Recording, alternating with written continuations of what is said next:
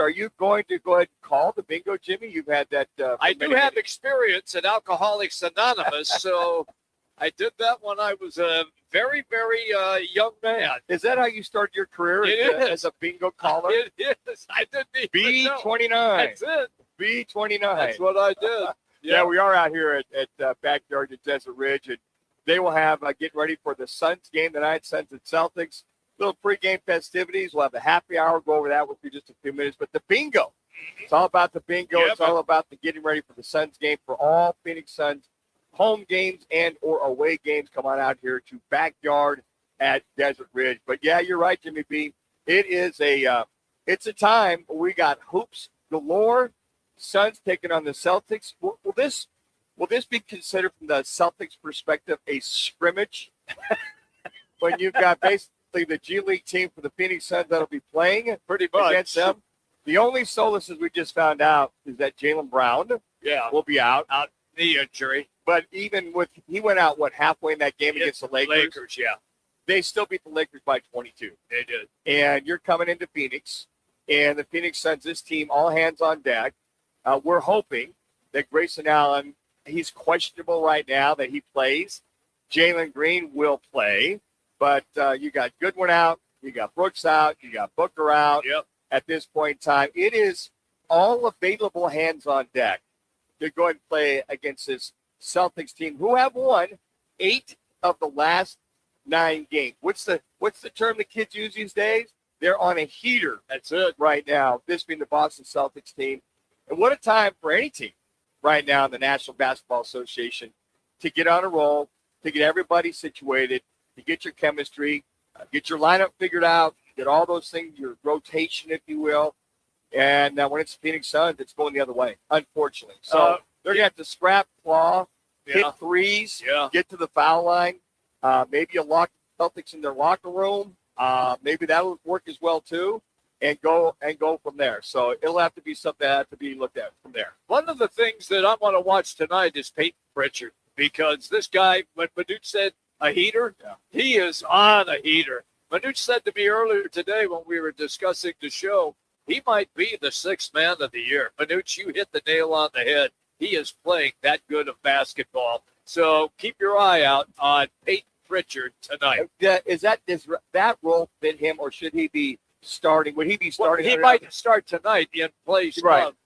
But no, that's a perfect role for him. He is instant offense. Reminds me of the microwave Vinnie Johnson coming off the bench for the Detroit Pistons back in the day for the Bad Boys. Yeah, and not to mention their size as well, Jim. They just get up and down the court. They do. Their rebounding is one of the top rebounding teams in the National Basketball Association. They do so many things so well on a consistent basis. And remember, they were a little scruffle-upless during the season? Right. Well, they figured it out. They did. They figured it out in a big way. Well, they didn't have Jason Tatum. Yes. So that made a big difference. And now look at them. Well, and again, trying to figure it out. And you look at the Lakers game the other day. I mean, they came out basically just on fire into the second, third quarter.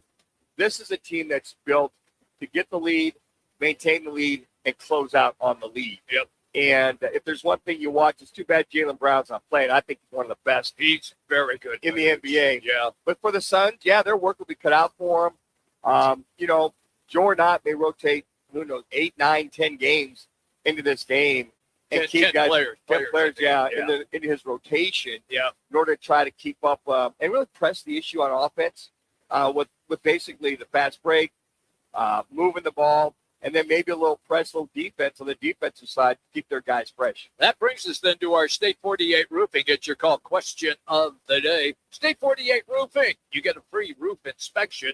Do it before the leaks begin. Keep your roof sexy with State 48 Roofing, and you can visit them online, state48roofing.com, or just call them, 480-268-4509,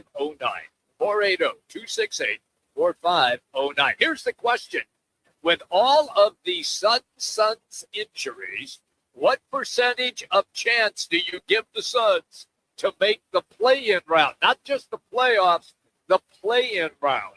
And you have 4 options. 1, 100%, 2, 75, 3, 50, and 4, No chance in hell. They miss out. Just go to Roc and Manuch on X. Cast your vote. We'll continue to update it throughout the course of the show. The key is to play in. Yes, play in. I think it'll be very difficult for them to get that sixth spot in the playoffs, or the sixth spot to sneak in the back door, especially with all their injuries right now. I think that's going to be really a tall task for this team. I mean, as far as the play in, I'm going to hedge it a little bit. I'm going to say at least 50%. I went 50. Yeah, at least 50%, because right now, even if Grayson Allen can go periodically, it's going to be difficult to make the playoff, play in. You feel they got enough talent with four guys out on a regular basis to sneak in the back door? I mean, 35 games last year, 35 wins got you in the play-in. The Suns missed it by, what, one last year? Yes. By one game? Remember how they faltered? Oh, they died down the stretch. Died down the stretch. They did. Nobody could get anything going. You had Booker hurt. KD was the only consistent one. Bradley Beal was on again, off again. But I really believe I'm going to give them 50% at least to get to the play-in. I think they've got a damn good chance.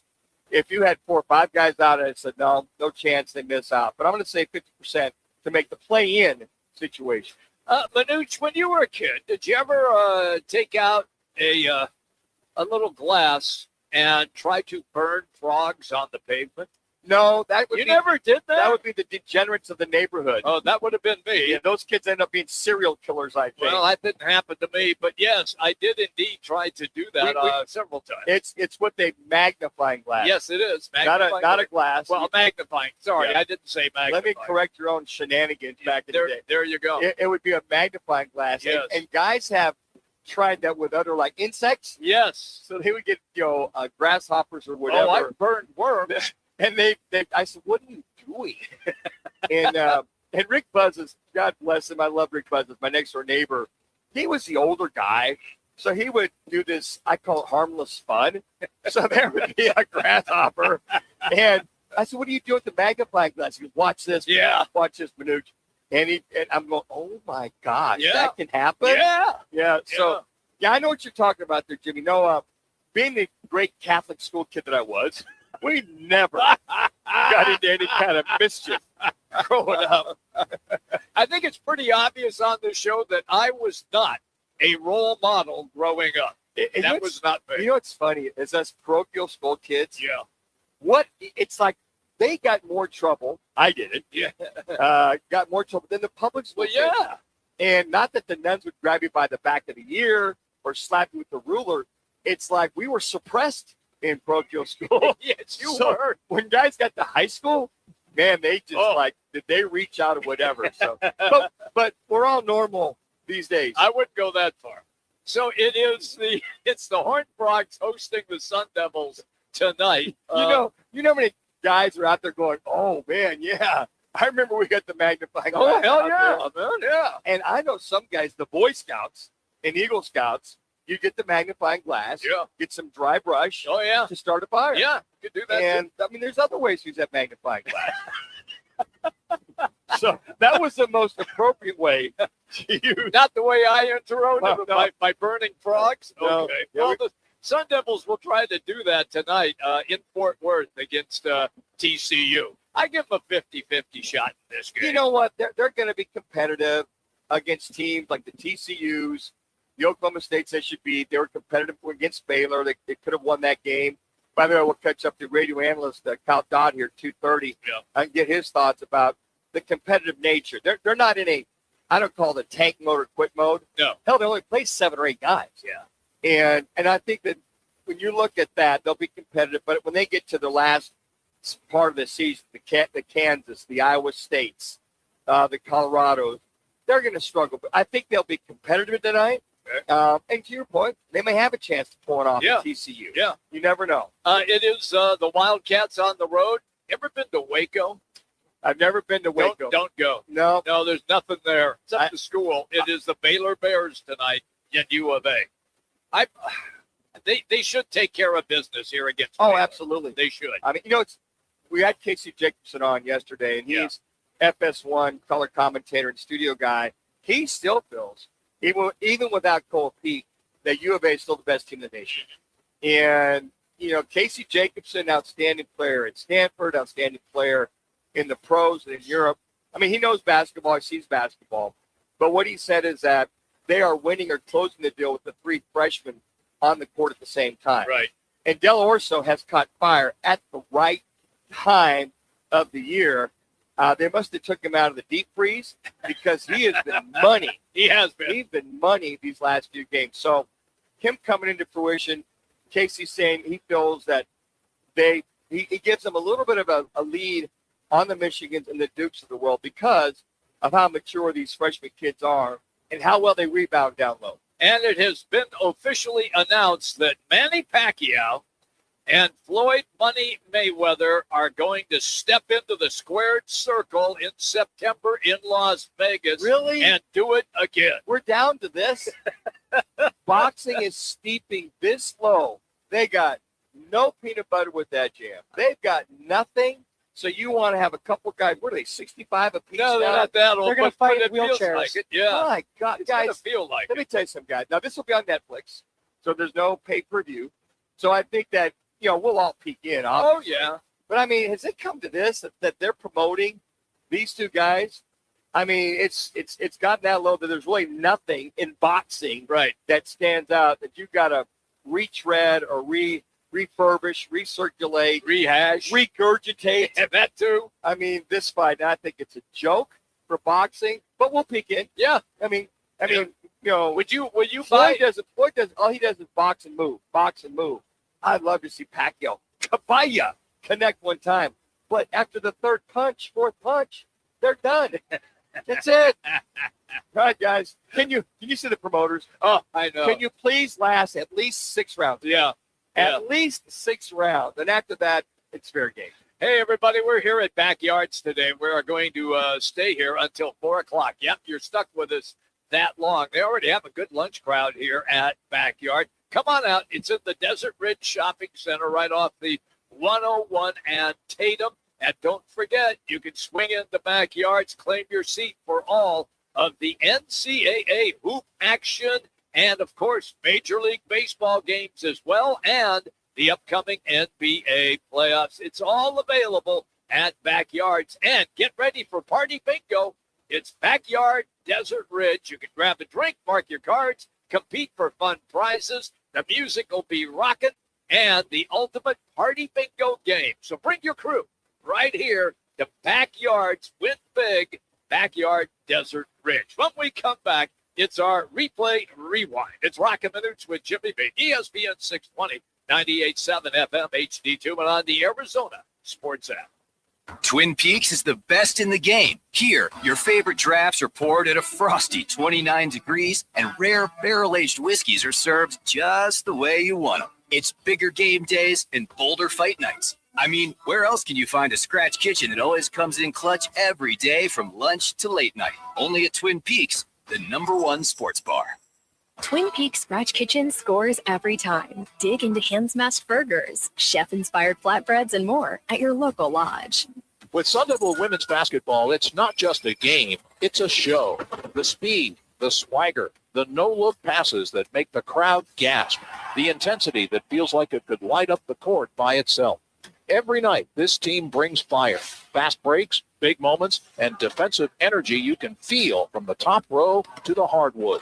If you want basketball with heart, pipe, and pure showmanship, you want Sun Devil women's basketball. Get your seats now at sundeviltickets.com. Join the team at All City Towing, Arizona's largest towing company and leader in roadside service. We're hiring dispatchers, call takers, lot attendants, drivers, and customer service pros ready to grow with us. You'll enjoy state-of-the-art equipment, consistent schedules, full health benefits, a strong 401k match, employer life insurance, and a monthly fuel allowance. Take your career to the next level. Apply today at allcitytowing.com. All City Towing, where your future is always moving forward. Let me remind you, Thursdays are where the weekend starts at Twin Peaks Restaurant.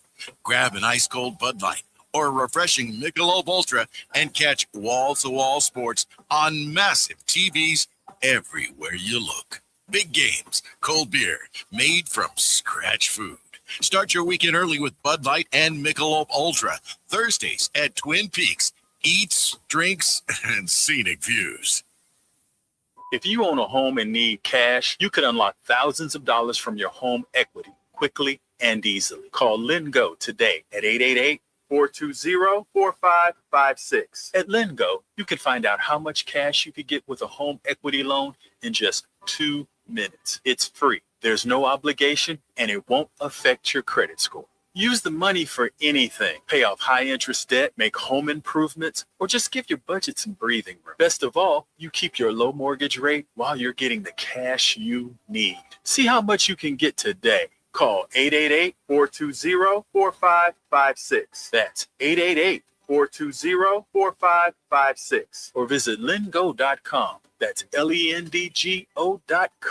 Homeowners nationwide are doing it. Now it's your turn. Call 888-420-4556 today. LendGo, where homeowners go to get cash. 888-420-4556.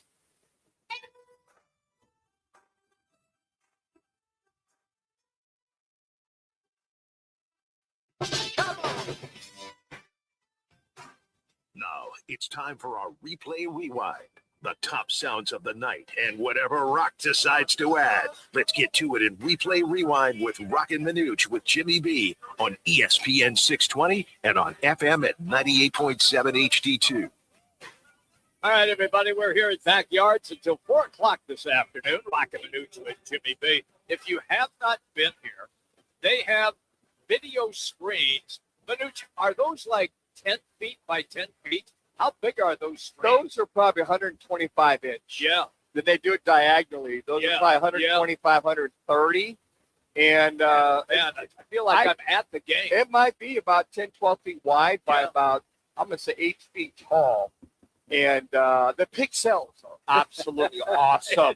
So they'll have everything going on tonight. But most of the Suns tonight game starts at 7. So if you're in the area at Desert Ridge, backyard, come on out, watch this Suns game. Play a little bingo, and don't forget happy hour 3 to 6. There you go. Let's get then to some of our replay rewind. We will start with Jordan Ott. Look, they hit a buzzer beater in the second OT by Jalen Green, got a win. And then the next game, it went to hell in a handbasket. Everybody got hurt, and they got smoked by Portland. So they're going to try to at least polish it up as best they can tonight with a home game hosting the Boston Celtics. Here's the head coach, Jordan Ott, on the team trying to make baskets without Brooks and Booker going forward. I think this has been a piece to us for the last handful of games, especially when you can't get to the free throw line. I mean, the 30th in free throw differential since February 1st. When you can't get to the free throw line, you can't get to the rim. Got to shoot jump shots. The way you shoot jump shots is to set screens. But we're going to have to continue to find ways. We want to play in transition. We want to get more shots up, which we did last night. Couldn't get there tonight. So, it's always going to be something without those guys. And then, of course, Grayson and Goody tonight. But we're going to have to continue to find unique ways to score. You know, he made a point to say we've only been to the free throw line limited times, 30th in free throws since February 1st. You think, Jimmy, that was a shot across the bow? Yeah, damn right it was. Yeah, well, not about officiating, but they don't drive to the basket. Well, let me throw this at San Antonio game. They only had 6 free throws. There you go. Orlando, you had 22. Portland only 6 free throws. And I agree with you. I don't think it's the officiating. They're just way too much outside shooting. I would have thought they'd get Mark Williams in the paint more. Iguodala more in the paint. Good point. Dunn more in the paint to create some free throws. But I don't know if I've ever seen a game where over a 3-game period, 49 free throws total in 3 games by the Phoenix Suns. I've never seen where you had 2 games where you only had 6 free throws. 2 out of your 3 games, you only had 6 free throws. And the opponent was, I think it was 20, 22, and 19 or something like that. But, I don't know if that was a shot to his team, to the referees or whoever, that, guys, we got to, if we're not shooting from the outside, we're only shooting 18 to 25%, drive to the rack. Go to the rim, create a free throw, create chaos down low, and they're just not doing that. And then I think tonight we're going to see a lot of the same thing. I don't think we'll see them go down that low at all because of the size itself. I really don't see that. One of the things that always cracks me up when you talk to fans, and like if you're talking to them here at backyard while the game's going on, and they start complaining about the officiating, but they don't understand what you just talked about, that it's the way that you are playing the game. You're not going to gather a lot of fouls if you're jacking threes all the time. Where you get to the free throw line is by going to the basket. And that has been a problem area for the Suns. Manuch, I agree with you 100%. They got to get Mark Williams involved offensively tonight and try to get points in the paint. One of the things that is going to be a watchful item for me this evening will be Jalen Green. Look, I know he hit the buzzer beater in the second overtime. Manuch in that game, he was 6 of 26. It was horrible. A horrible shooting night. Look, he can put up points, but it's efficiency that his game lacks. Here right now, talking a little bit about the back-to-back games and all of the injuries that here's Jalen Green. I mean, second night back-to-back. You're expected to be a little gassed. I mean, last night was a longer game than usual with the double OT, but I mean, that's no excuse. We got to juice every time. CJ made a point that, we got enough, so no matter who's down, who's out, we got to be able to make something happen. He talked about his legs being a little heavy. Yeah. Well, he's literally going through his preseason right now. That's correct. You play 6-7 games, play back-to-back. He's having to go through what the guys went through in November, December to get their second win or get their land legs underneath them. So he's a little tired. He's probably just trying to get that. Now, his win seems to be fine, just his legs getting accustomed to being where they should have been like 2 months ago. But with those injuries, his legs are just now getting used to the grind of the long season by the NBA. Let's go down to Torey Lavello here right now, the manager, of course, of the Diamondbacks. They are on the field as we speak. Here he is after the game the other day, and talking about how Lawler has really been impressive so far in spring training. Yeah, Jordan, like I said, is a little more advanced in the process. He's got big league time, so hasn't really established himself or found that groove that we're all anticipating. But when he has days like this where he controls his own, has some really good approaches, we feel like he's going to, inch by inch and day by day get closer to the type of player we all know that he's capable of becoming. But there's work to be done between now and then. We love what we see in the outfield. And we're not surprised because we have seen this at different points in time in his career. It's just nice to see it on this level. Now, I think if he can get through this spring training, continue to be impressive, is to do it against good pitching day in and day out. You got to remember he's facing a lot of minor league guys. He's only facing a couple of the starting rotations, maybe 1 or 2 innings. Right. This is great. What I'm saying is, okay, he's all good about hitting minor league pitching or the lower end of some of these teams he's facing. Can he do this? I'd love to see this kid do this once the regular season starts, which will tell me he's really getting dialed in versus spring training. It's like, hey, training camp, for me, preseason games, I can throw touchdowns all over the yard. But can I do that once the regular season starts and once the live ammo starts coming at me? That's what I'd liken it to as far as a guy that has a lot of expectations, a quarterback or backup quarterback that can prove his word. That's all well and good against the second, third, fourth teamers. Right. Can you do it once the regular season starts? Okay, here's Torey one more time, updating on Merrill Kelly. Remember, he's hasn't had any time on the field yet due to a sore back. Here's Torey. Health front good. No update on Merrill. I know you guys are waiting for that. We're going to get everything into the bucket and then give you guys the exact diagnosis and hopefully, timelines and stuff like that, if there are any timelines. Back spasms. Yep. Back spasms. Oh, I've had them. They're off. I've never had them. Oh, but people tell me that it's absolutely painful, that your back locks up. You don't want it.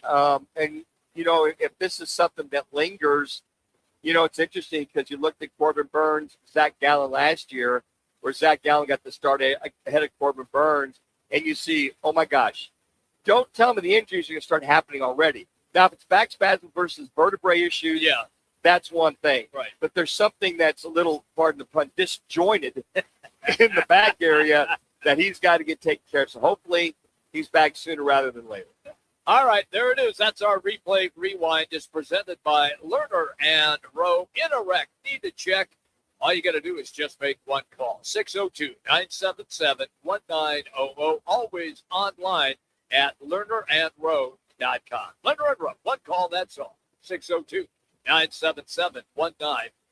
When we come back, we're going to continue our baseball conversation. Can anybody in the West contend with the Dodgers? We're going to go to our go-to guy, Forbes baseball writer Barry Bloom. He's going to weigh in. But right now, let's get to an ESPN 620 Sports Center update.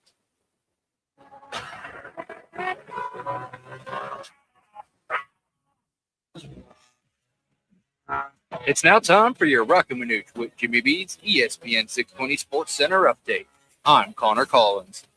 The Phoenix Suns injury woes continue as guard Jordan Goodwin is out with the left calf strain and will be reevaluated in 1 to 2 weeks for the Suns, while forward Dylan Brooks already sidelined 4 to 6 weeks with a broken left hand.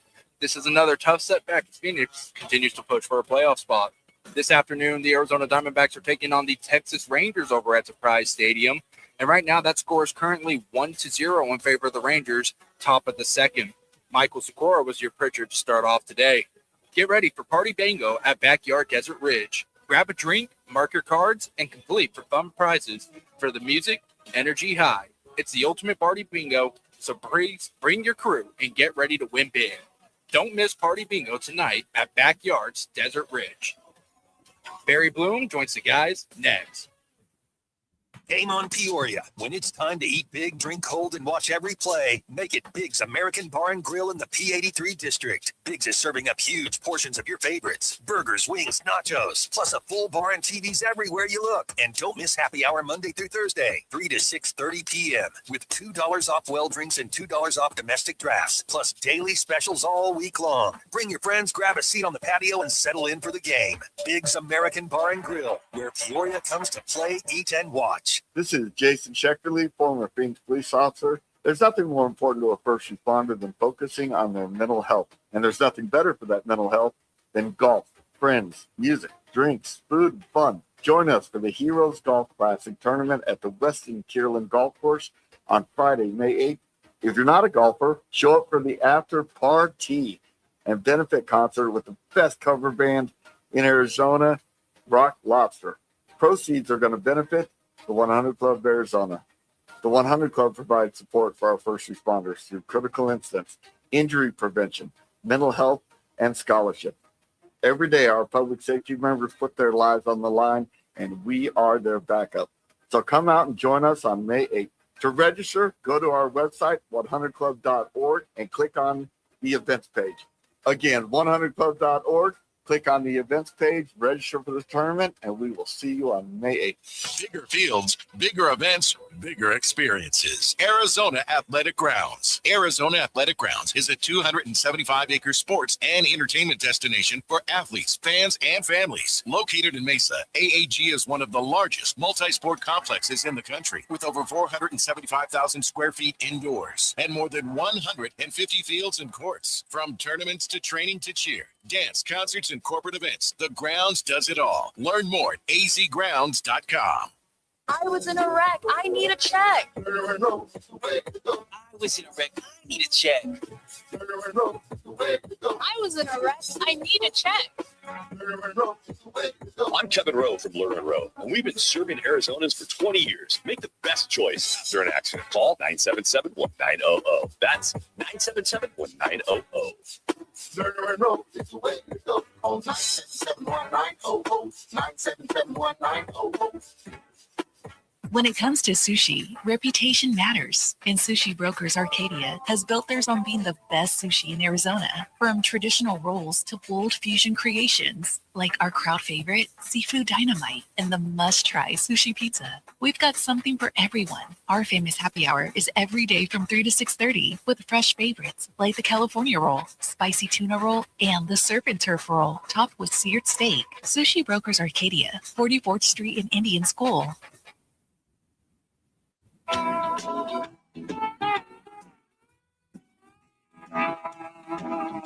Let's get back to Roc and Manuch with Jimmy B now on ESPN 620. Oh, Tony.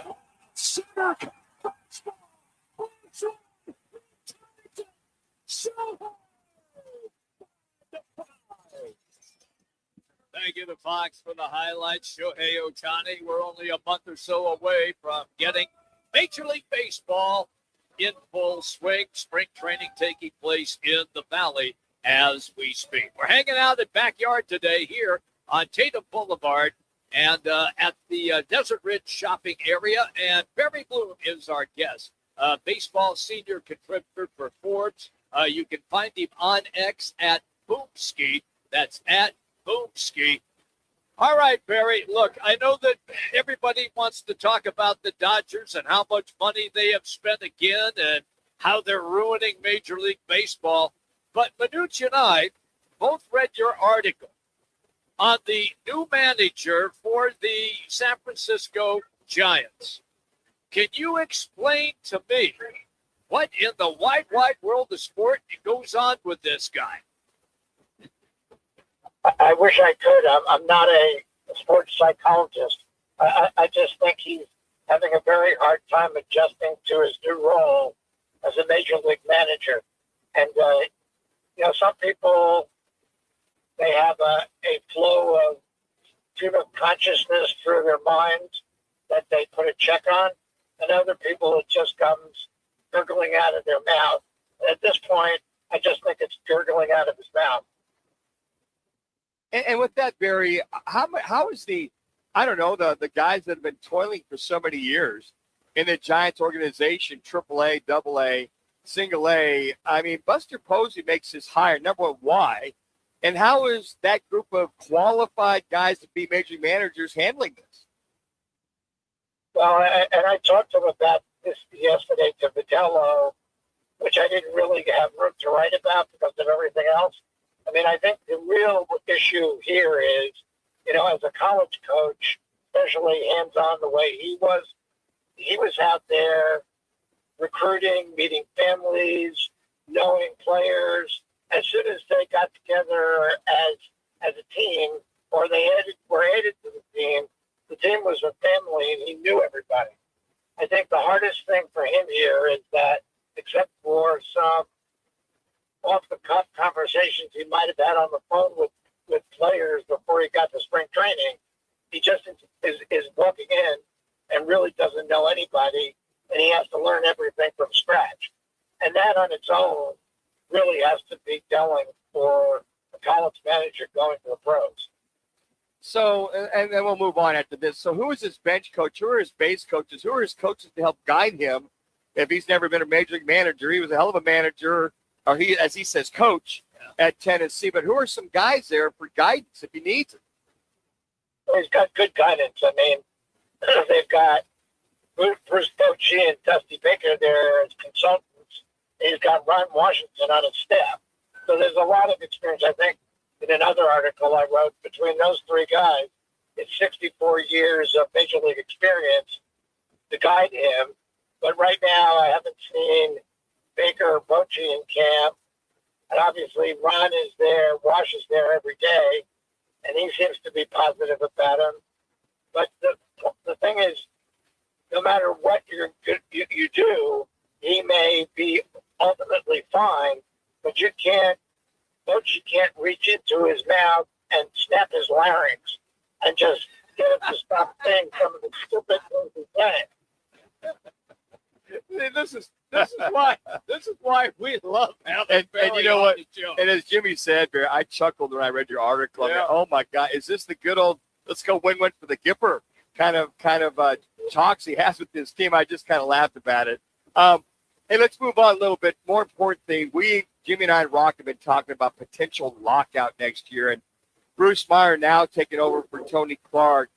You seem to fill in the articles I've read with you, Barry, that he's pretty hard line.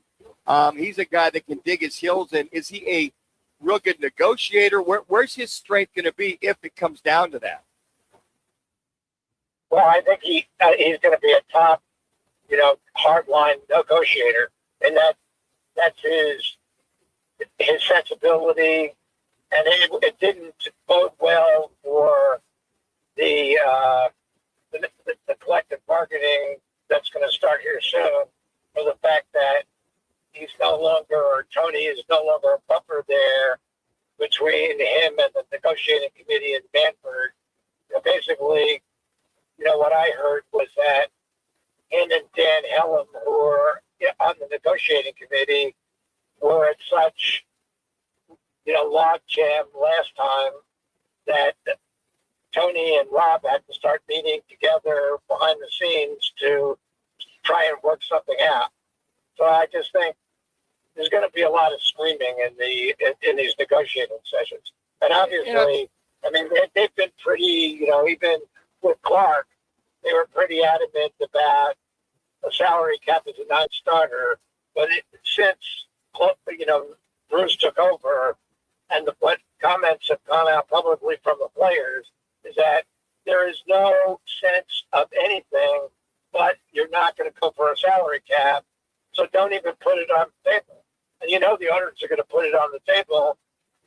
So I said to Bruce the other day when we had that interview, I go, what happens when they put it on the table? And he goes, well, it's our obligation legally to take whatever they put on the table and bring it back to the players. And it's like a waste of time. Don't waste the negotiating session, because they've already told you publicly that this is not going to work. We're not going for a salary cap. Now, they also said, which I thought was interesting, is that they're not adverse to a floor without a cap, but the owners in the past have been negative about that unless they're attached to each other. So I don't know if you can if there's room to compromise in there, but I just think it's going to be a long negotiations until you get to the first games being played in 2027, and the owners, like mentioned the Dodgers early on.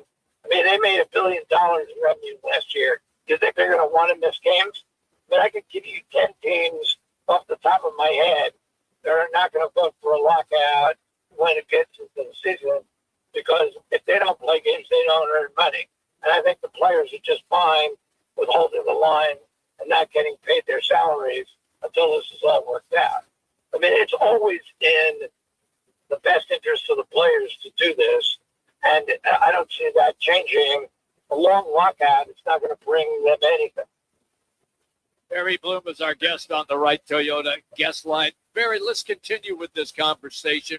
One more question for you on it, then we'll move into the games that the guys play. And that is, are we going to hear this talk all season long? Meaning, are we going to hear lockout talk, negotiation talk all season long, or will it go away once the games start? No, you're going to be hearing conversations about this all year, all season long. And even if, like in 2015, I guess it was, even if they lock down communications and have their collective bargaining sessions and don't comment on what's going on at the sessions, when it starts, it'll leak.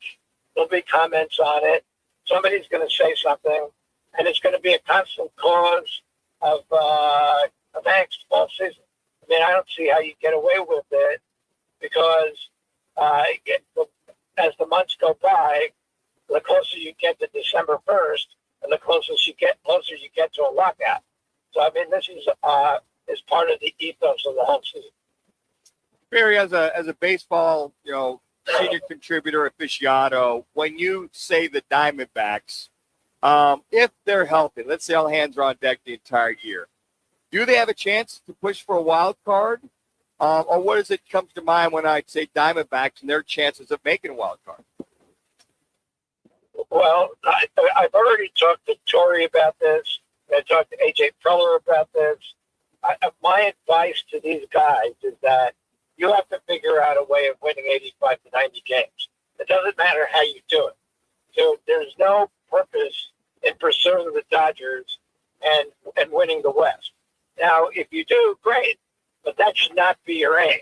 Your aim should be to look at the schedule, no matter what time of season your adversaries are playing you, and those are the guys who are going to be possible teams at the end that you are going to be in a lock with.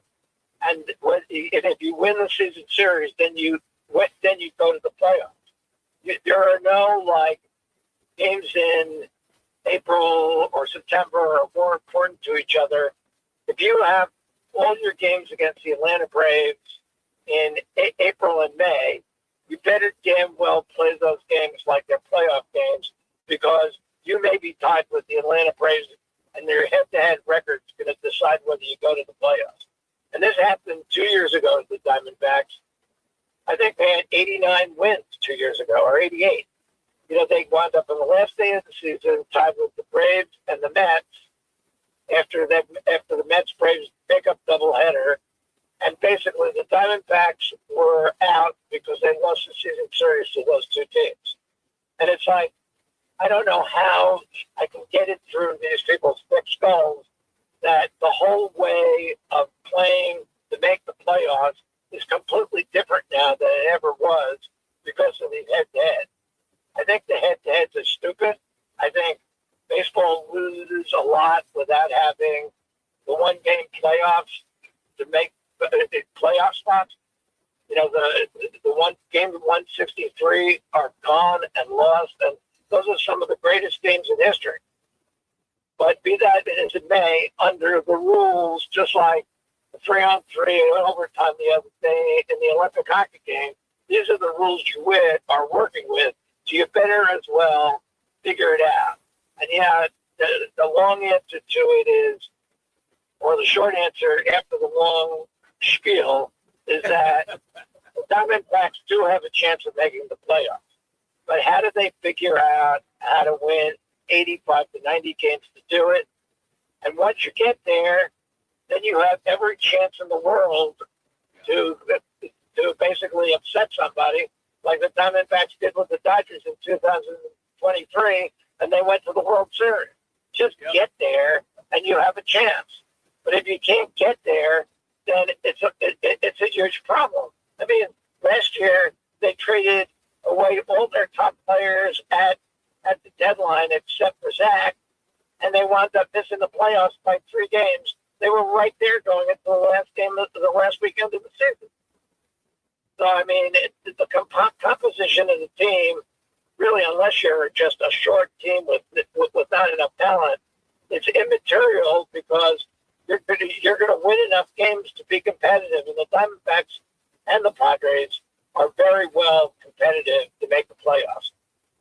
That's why we love having you on this show, Barry. Don't be a stranger, pal. We're going to keep that phone number on speed dial, okay? Thank you.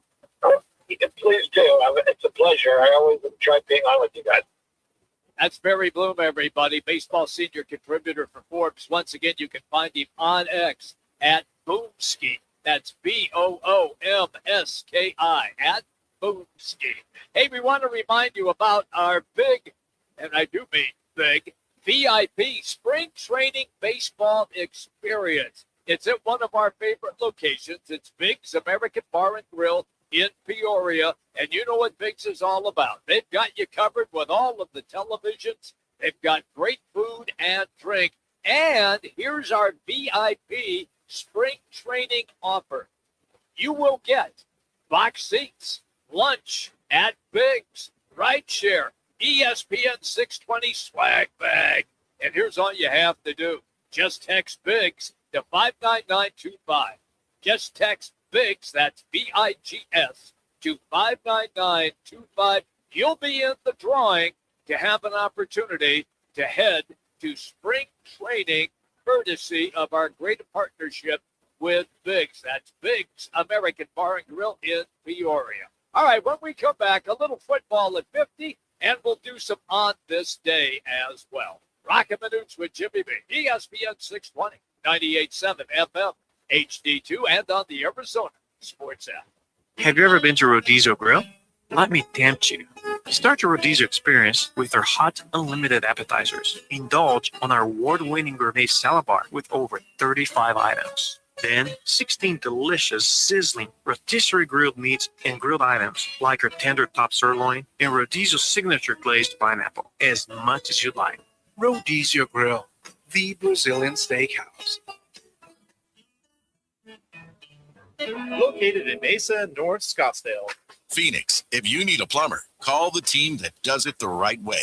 Victory Plumbing Arizona. It's particular plumbing for particular people, with upfront pricing before the work starts, so there's no surprises when the job's done. And here's a deal just for listeners. Tell them you heard Victory Plumbing on Roc and Manuch with Jimmy B, and they'll waive the service charge. For leaks, clogs, water heaters, or anything plumbing, book today at victoryplumbingarizona.com. ROC number 268603. Hey, it's Kevin Rowe from Lerner and Rowe, trusted across Arizona for helping injured people after serious car wrecks.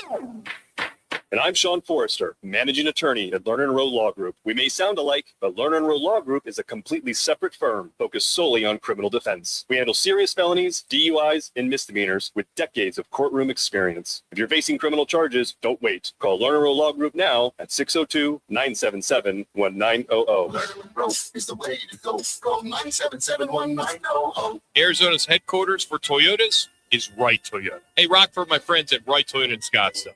You will always find the right deal at Wright Toyota. Wright Toyota has been driving Arizona's home for years with their amazing service, pricing, and great selection. I encourage you to discover the difference at Wright Toyota. Make the right choice, Wright Toyota, just off the 101 on Frank Lloyd Wright Boulevard, and always online at wrighttoyota.com. The right price, the right selection. Check out wrighttoyota.com. Let me remind you, Thursdays are where the weekend starts at Twin Peaks Restaurant. Grab an ice-cold Bud Light or a refreshing Michelob Ultra and catch wall-to-wall sports on massive TVs everywhere you look. Big games, cold beer, made from scratch food. Start your weekend early with Bud Light and Michelob Ultra. Thursdays at Twin Peaks. Eats, drinks, and scenic views. Swing into Vans Golf Shops by Worldwide Golf to get custom fit for the new tailor-made QI40 driver. The QI40 family is TaylorMade's fastest, most fittable driver line. Don't miss out on your chance to find your new fast and schedule your fitting in-store or online today. Vans Golf Shops by Worldwide Golf, trusted by golfers since 1963 and home to the legendary 90-day 100% satisfaction guarantee. Get there.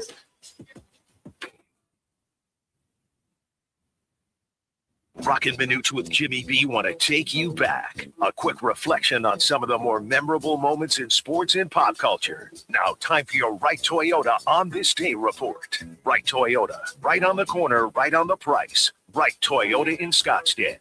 Hey, everybody, we're here at Backyard Desert Ridge. This is where you can find us. We roll till 4 o'clock this afternoon. Manuch is all warmed up. He's been pedaling the stationary bike. Here is On This Day. Yeah, back in 2013 on this day, the 55th Daytona 500, Jimmy Johnson wins his second Great American Race. Also on this day, 2018, Danica Patrick. She's the first female to start from the pole position and also best ever finished by a woman at Daytona. She finished 8th. 1980, U.S. hockey team clinches the gold medal with a 4-2 win over Finland, not Russia. Yep. And the Lake Placid Winter Olympics comes after the 4-3 victory on the Miracle on Ice. And it is one of the hot favorites of the Soviet Union. They smoked, but they beat Finland 4-2 for the round. And also on this day, 1980, the Winter Olympics games closed in Lake Placid, New York. Yep. So they win the gold and they close it out that day. Did you watch the closing of the... I did. That was interesting. Yeah. A lot of opera that was going on. After the first half hour of the opera, and the guys going down the streets. I went over to here, an NBA game. And you know what? We did the same thing. We're like, where's the athletes that come marching in? Yeah. I mean, hey, I'm Italian. I love the Italian theater. I love the Italian arts. Could we please just get to the closing ceremony? Please, for crying out loud. Hey, Football at 50 right now is presented by Backyard Desert Ridge. That's where we're broadcasting live from. Just swing by Backyards right here. Get your seat set for the NCAA basketball playoffs. That's right, the big tournament coming up only a couple of weeks away. And Major League Baseball games as well as the NBA and the NBA playoffs. Backyard happy hour, Monday through Friday from 3 to 6. $5 draft beer, $5 well cocktails, $5 house wine, $7. Oh, this is Manuch's alley. The Prickly Paw Margaritas. There you go. Yeah, 50% off, by the way, on select appetizers. It's all here at Backyard. All right, little football 50. Give me some love back there, CC. Guys, want to get your thoughts on this. Looks like Rob Brzezinski. Who's that, you say? Well, he's the he's the vice president of football operations at the Minnesota Vikings. He's saying all options are on the table at the quarterback scenario. Now, this is the same Rob Brzezinski that said that J.J. McCarthy was our franchise quarterback back in 2024. Well, not so fast, my friends. There may be some flaws. There might be some issues. Now, you remember, he came in there and Sam Darnold's first year there, was the backup, got hurt preseason. Boy, he was guns a-blazing in preseason. I thought they made him the second savior of Fran Tarkenton to come in there. I'm going, guys, wait a second. It's preseason. Anyways, he gets hurt. They let Sam Darnold go because, as Brzezinski said 2024, he's the franchise guy. He said that. This year, the kid struggled with injuries. He struggled, period. He struggled with mental issues with the game. He just struggled, right? So now, when you put that out there, are we looking to, I don't know, maybe bring Kirk Cousins back because he's going to get released, according to Atlanta. He's restructured his deal. So all options are on the table at the quarterback situation. So, Laz, when you hear something like that, wasn't he just named the franchise quarterback 2 years ago for the Minnesota Vikings?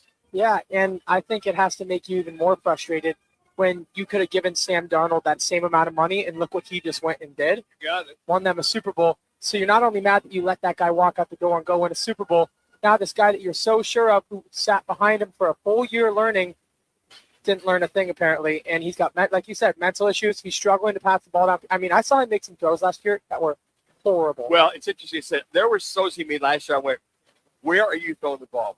What are you doing? So for some reason, Mr. Brzezinski, the CEO, president, the dude, the big guy, the Vikings, when you throw that out there, that's a shot at J.J. McCarthy. Like, J.J., you need to pick it up. We took you in the first round. You got to be our guy. We let Sam Darnold go, which a lot of matter. I had heartburn. Jimmy, I think you did too, as well as Roc. Why would you let him go? Because J.J. McCarthy was going to take your team over truly as a rookie. He missed his entire year. I mean, you are totally betting on the come. I mean, you're taking a snowball through hell. You don't think that bad boy's going to melt from the get-go? And you took him 5th overall from the University of Michigan, which I think that was a reach anyway because that team pounded the Rock, and that's why they won the national championship with Blake Corum and those running backs. So he didn't even show all that much at the University of Michigan, and I think that leads you to say, do you bring Kyler Murray in?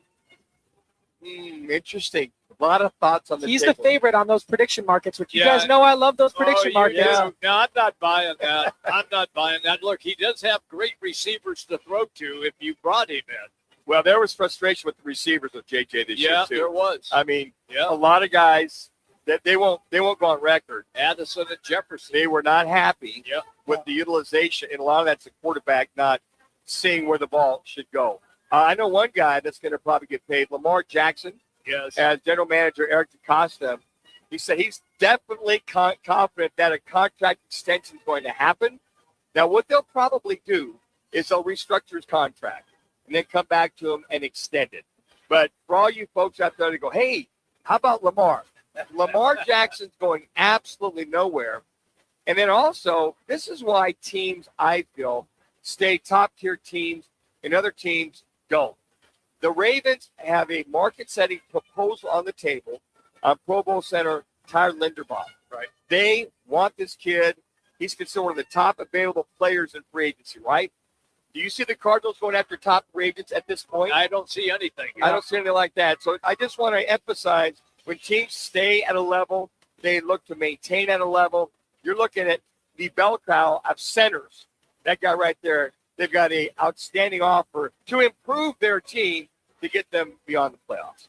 That's our football at 50. Coming up, hour number 2. It'll be our GCU Lopes report. We're going to talk to Daron Sutton also at the bottom of the hour. ASU conversation. Sun Devil radio analyst Kyle Dodd will be our guest. We're hanging out at Backyard here at Desert Ridge. Roc and Manuch with Jimmy B. ESPN 620, 98.7 FM HD-2, and on the Arizona Sports app.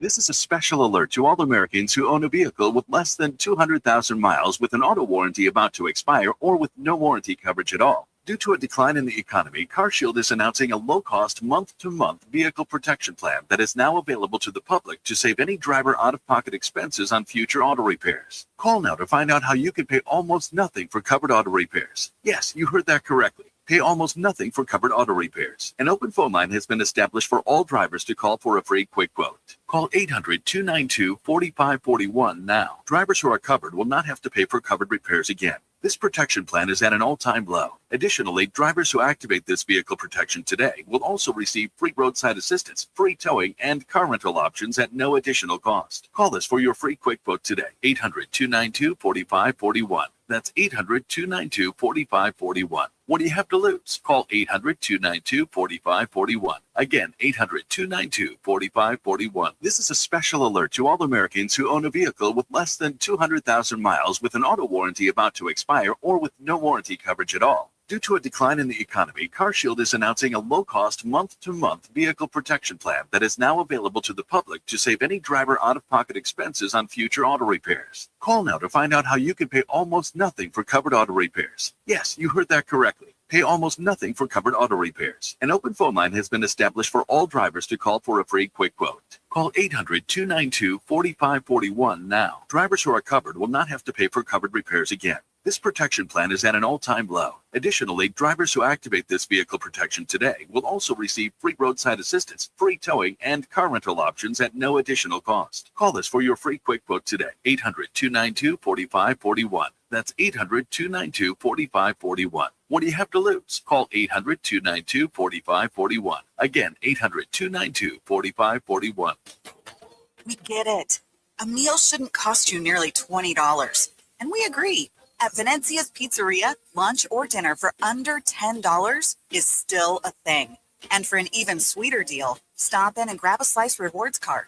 Get a stamp for every qualifying Slice special. 10 visits, 1 free qualifying special. Simple. And every Tuesday, we double your stamps. That's your free pizza twice as fast. Venezia's Pizzeria, a family tradition with great rewards. Another Arizona storm season's rolling through. Before the next big downpour hits, call State 48 Roofing for your free roof inspection. Whether it's cracked tiles, flat roofs, or old shingles, don't wait for leaks to show up. State 48 Roofing is Arizona's #1 referred roofer, trusted for over a decade in both residential and commercial roofing. Protect your home, protect your business with State 48 Roofing. Visit state48roofing.com or call 480-268-4509 today.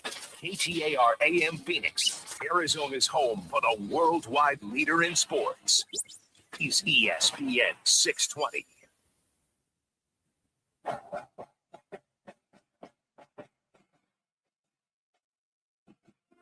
Time now for the Lopes Report, powered by Global Credit Union on ESPN 620. Get ready to dive behind the scenes as we explore the minds of the top playmakers, coaches, and partners of GCU athletics. So whether you're on the go or tuning in from home or in your car, let's go Lopes. All right, everybody, welcome back. The voice of the Lopes, that is Daron Sutton, is going to be our guest. You can find him on X at Life is Great Sut. That's Life is Great Sut. That's where you can find him. We are powered by Global Credit Union. And don't forget, the playmakers, the coaches, the people that make it happen for GCU, we have on this show. And it's always fun when we have a chance to talk to Daron. He joins us right now. All right, I was a little bent out of shape with what happened against Wyoming. I thought that they let that one get away, Daron. You were there. You called it. What did you see in that game? No, they did. They were out energied out of the gates. Wyoming, I think it's interesting, and I think it was completely fair. Grand Canyon celebrated their debut in this conference jump, and that's exactly what it was, a conference jump, a couple of conferences up from the WAC above the WCC, although they do have Gonzaga, but it's a jump above that conference to the Mountain West. They celebrated it in their opener by beating Wyoming on the road, and they should have. They should have been very proud of what they did. It was a statement win, and I think Wyoming never forgot. And I think for them, they played like it. They played with the confidence. And then I think their depth outshone, and that was the frustrating part. I think you hate to lean on just one storyline, but when their bench, meaning the visiting team, Wyoming, scores 34, and your bench, meaning Grand Canyon, scores 2, then your depth didn't shine. And it's not that the club isn't deep. It is deep, but it didn't play like it against Wyoming. Darren, when you watch this team, do you feel sometimes you talk about the challenge of the Mountain West versus the WAC, that this team might be a little weary at the breakneck pace that you got to play at the Mountain West? Yeah, and that's a fair assessment. I mean, the pace matters, and you have to play at that pace. You have to have, again, go back to depth. Like, if you're going to strictly look at points scored or how often they take and make a field goal, they're fifth in this conference in pace. So they're not dropping dramatically down, and they're number 1 or 2 in defense. So they play at a great pace. They play very good defense, but is it taking a physical toll? Maybe. I mean, maybe, when you get a little bit further down on a guy like Dusty Stromer, who is on that depth chart, who has contributed on occasion, a guy like Dennis Evans, who's kind of a secret weapon player, 7'2", big wingspan. Again, you can't call on him consistently. A guy like Brian Moore Jr., who's a starter, who was the mid-major player of the year last year, maybe you look to him and say, hey, man, we're going to need even more out of you. So, Henley's been consistent all year long. He's played like the conference player of the year. Makai Williams had 29 in the loss, albeit a lot of it from the free throw line late, but he did go over 1,000 points. Nana Owusu-Anane is a really unique player who does just about everything well. But again, I think more than anything, I think you talk about, like, are they being tested in the sense of their physicality, their physical fitness? I think it comes back to what I said before. Their depth is being tested right now. Well, you beat San Diego State in San Diego. I mean, that's literally almost a possibility. That's like being at the pit in Lobo land, so to speak. You think this team might have, at home, taken things so lightly? Why could they not build off that in your eyes, Darren? Yeah, I don't know. It's hard. Again, as someone who's a little different in age than this generation, though I'm around them all the time in baseball and college sports and my day job, and then this wonderful opportunity with Grand Canyon, it's hard for me to put a finger on it. They aren't a team that takes things for granted. They don't take their support for granted, and it's a joke the kind of support they get in that building. It's laughable, and they don't take that for granted. And if anything, it lifts them up. You go and you win a game like that over San Diego State, you're going to have to do the same thing against Utah State. I'm going to jump ahead and not directly answer your question because I don't know why they played the way they did. Besides, guys 7 through 9 struggling, 6 through 9 struggling, they're going to have to do what they did to San Diego State against Utah State, and that's going to be a bear, as we all know. All right, let's go to the games that are coming up, and that is UNLV. Look, this is a Rebels team that is 14-13. You never know which Rebels team is going to show up, the one that can put points on the board or the one that can't. How do you see this game setting up for tomorrow? Yeah, I think they're fine. I think they should have won the game in Vegas. I think, they're going to, again, respond to what happened to them the other day. There's going to be some pride that kicks in and some embarrassment in the way they're going to practice and prepare. This team, the one thing they have missed, and for all the years I've broadcasted losing baseball in my journey as a major league announcer, a few wins along the way. The one thing I never was I was never keen on excuses at all. And my bosses didn't always like that, but I just never was. And I think they've missed the edginess of Caleb Shaw, who, is out indefinitely with that ankle injury, with the lower leg injury.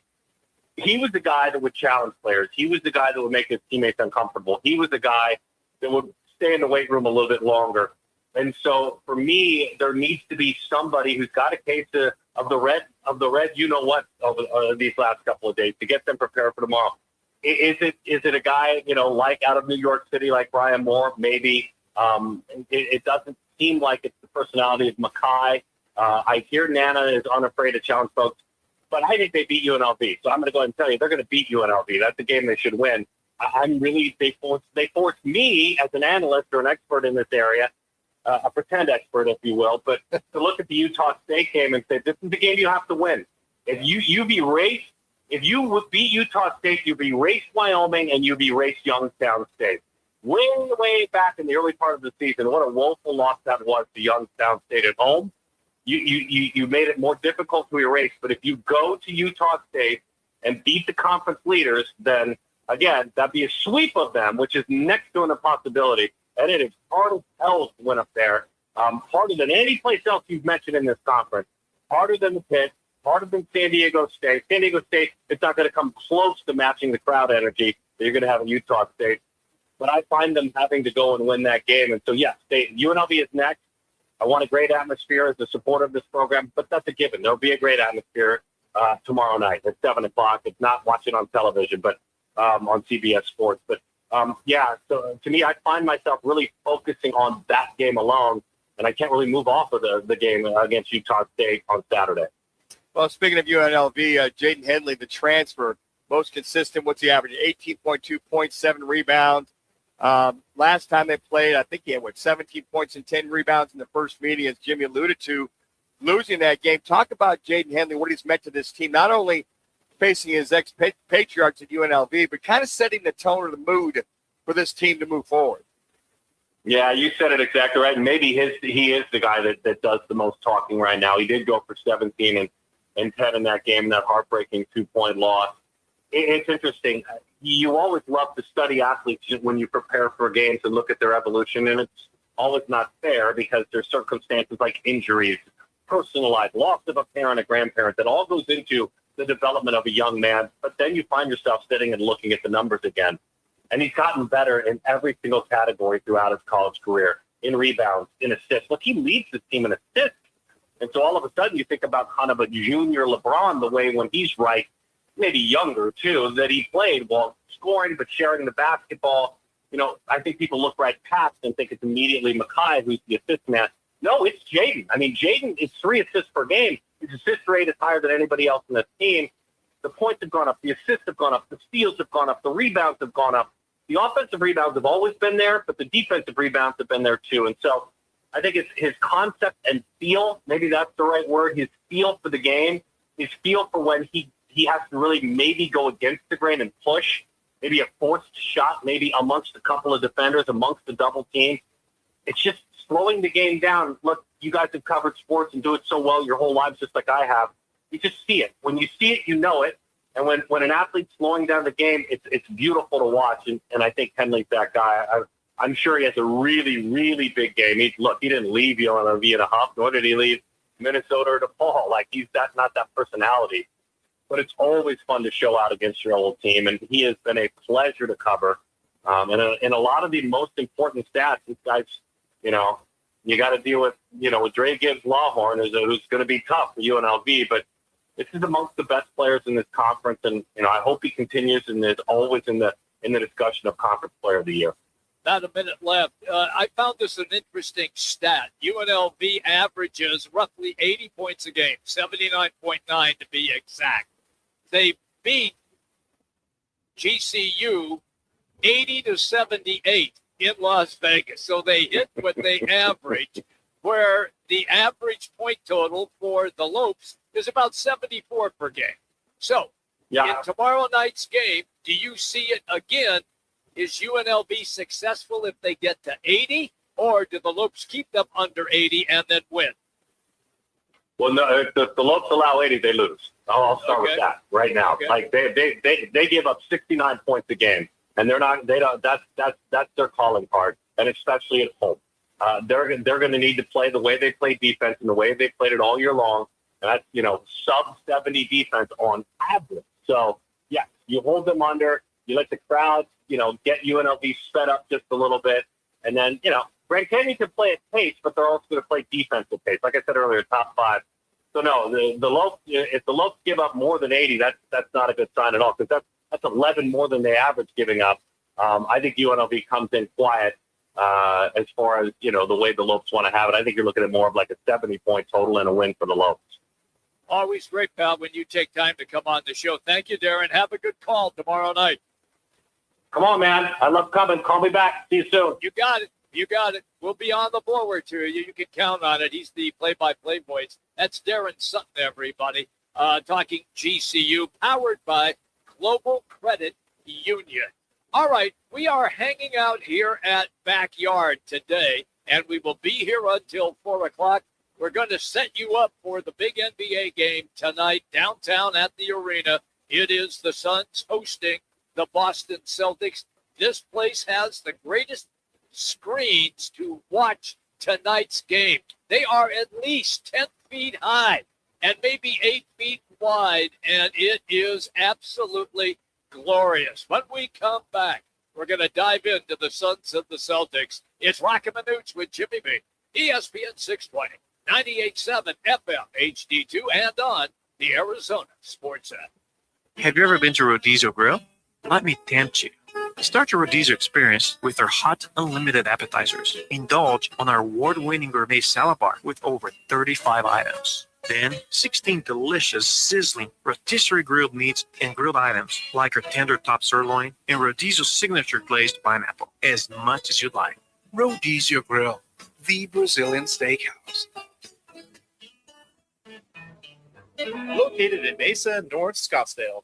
Bigger fields, bigger events, bigger experiences. Arizona Athletic Grounds. Arizona Athletic Grounds is a 275-acre sports and entertainment destination for athletes, fans, and families. Located in Mesa, AAG is one of the largest multi-sport complexes in the country, with over 475,000 square feet indoors and more than 150 fields and courts. From tournaments to training to cheer, dance, concerts, and corporate events, the grounds does it all. Learn more at azgrounds.com. I was in a wreck. I need a check. I was in a wreck. I need a check. I was in a wreck. I need a check. I'm attorney Kevin Rowe. The insurance company's job is to pay you as little as possible. Our job is to get you every dollar you deserve. Call Rowe today and let's make them pay. Call 977-1900. So ready to go on 977-1900. Game on Peoria. When it's time to eat big, drink cold, and watch every play, make it Big's American Bar and Grill in the P83 district. Big's is serving up huge portions of your favorites. Burgers, wings, nachos, plus a full bar and TVs everywhere you look. And don't miss happy hour Monday through Thursday, 3 to 6:30 p.m. with $2 off well drinks and $2 off domestic drafts, plus daily specials all week long. Bring your friends, grab a seat on the patio, and settle in for the game. Big's American Bar and Grill, where Peoria comes to play, eat, and watch. If you own a home and need cash, you could unlock thousands of dollars from your home equity quickly and easily. Call LendGo today at 888-420-4556. At LendGo, you can find out how much cash you could get with a home equity loan in just 2 minutes. It's free. There's no obligation, and it won't affect your credit score. Use the money for anything. Pay off high-interest debt, make home improvements, or just give your budget some breathing room. Best of all, you keep your low mortgage rate while you're getting the cash you need. See how much you can get today. Call 888-420-4556. That's 888-420-4556. Or visit lendgo.com. That's LENDGO.com. Homeowners nationwide are doing it. Now it's your turn. Call 888-420-4556 today. LendGo, where homeowners go to get cash. 888-420-4556.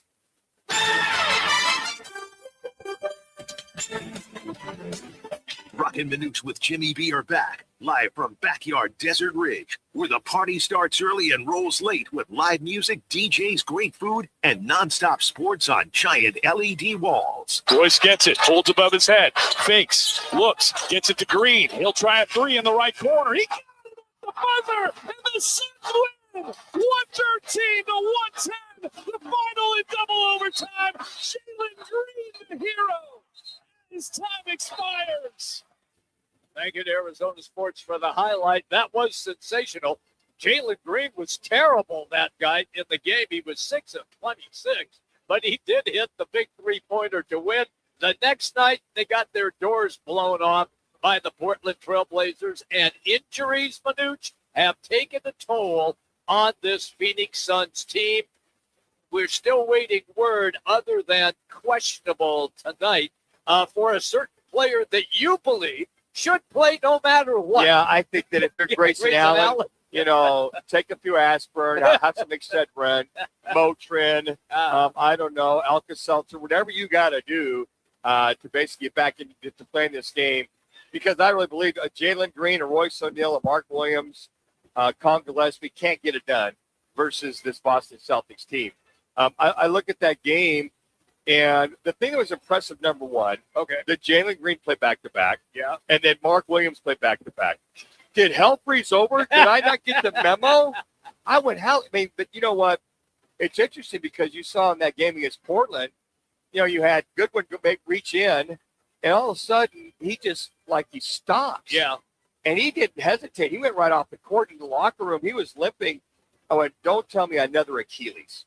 When you think about those kind of things. But sure enough, and then coming off the Orlando game with the broken hand. By the way, did you guys see where Dylan the Villain broke his hand? I mean, it was his left hand. Yes. Did he reach in and hit somebody? Did you see exactly what happened? It looked like his finger originally because he kind of started shaking it off. Yeah.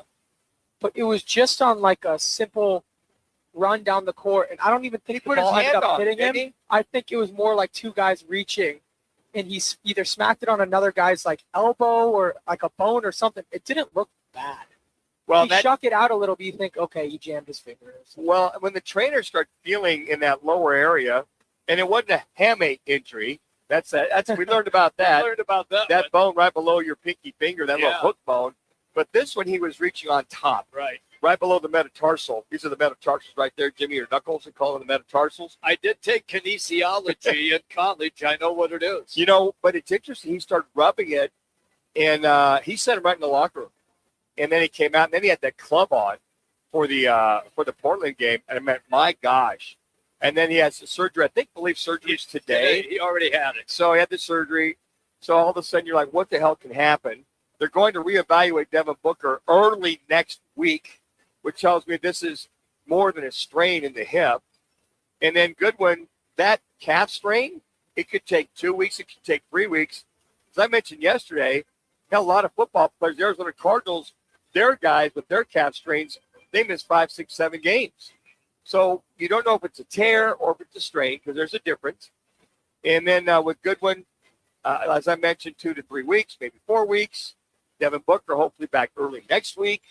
And then with Dylan the Villain, you may not see him till early mid-April. I'm with you on that. The only saving grace tonight is Jaylen Brown is out for the Celtics this evening. He had a big game against the Lakers, and the Celtics beat the Lakers in L.A. just a couple nights ago. So that is one item I suppose you can look at. But once again, I'm going to tell you, Manuch likes to use the term because he's hanging with all the kids now. Got to be up to speed, man. That's it. I got to be a hip happening guy. You got to be the term fat is no longer. Yeah. I got it going on. They kind of understand that. That's history. Yeah. Well, they like that one. They do like my colloquialisms that I throw at them. But fat's gone. But heater is the term the kids love to use now. And the Celtics are on exactly a heater.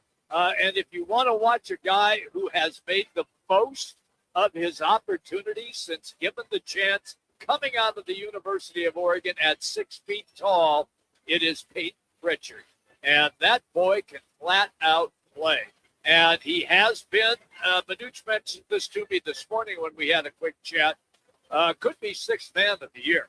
Now, I don't know if they will start Pritchard with Jaylen Brown out, but we will wait and see when they come out with the official announcement on starting lineup. As a shooter, what category do you put him in? A Jimmy Fredette, a Danny Ainge, not quite a Steph Curry. I mean, the kid had 6 for 9 at three-point land. Yeah.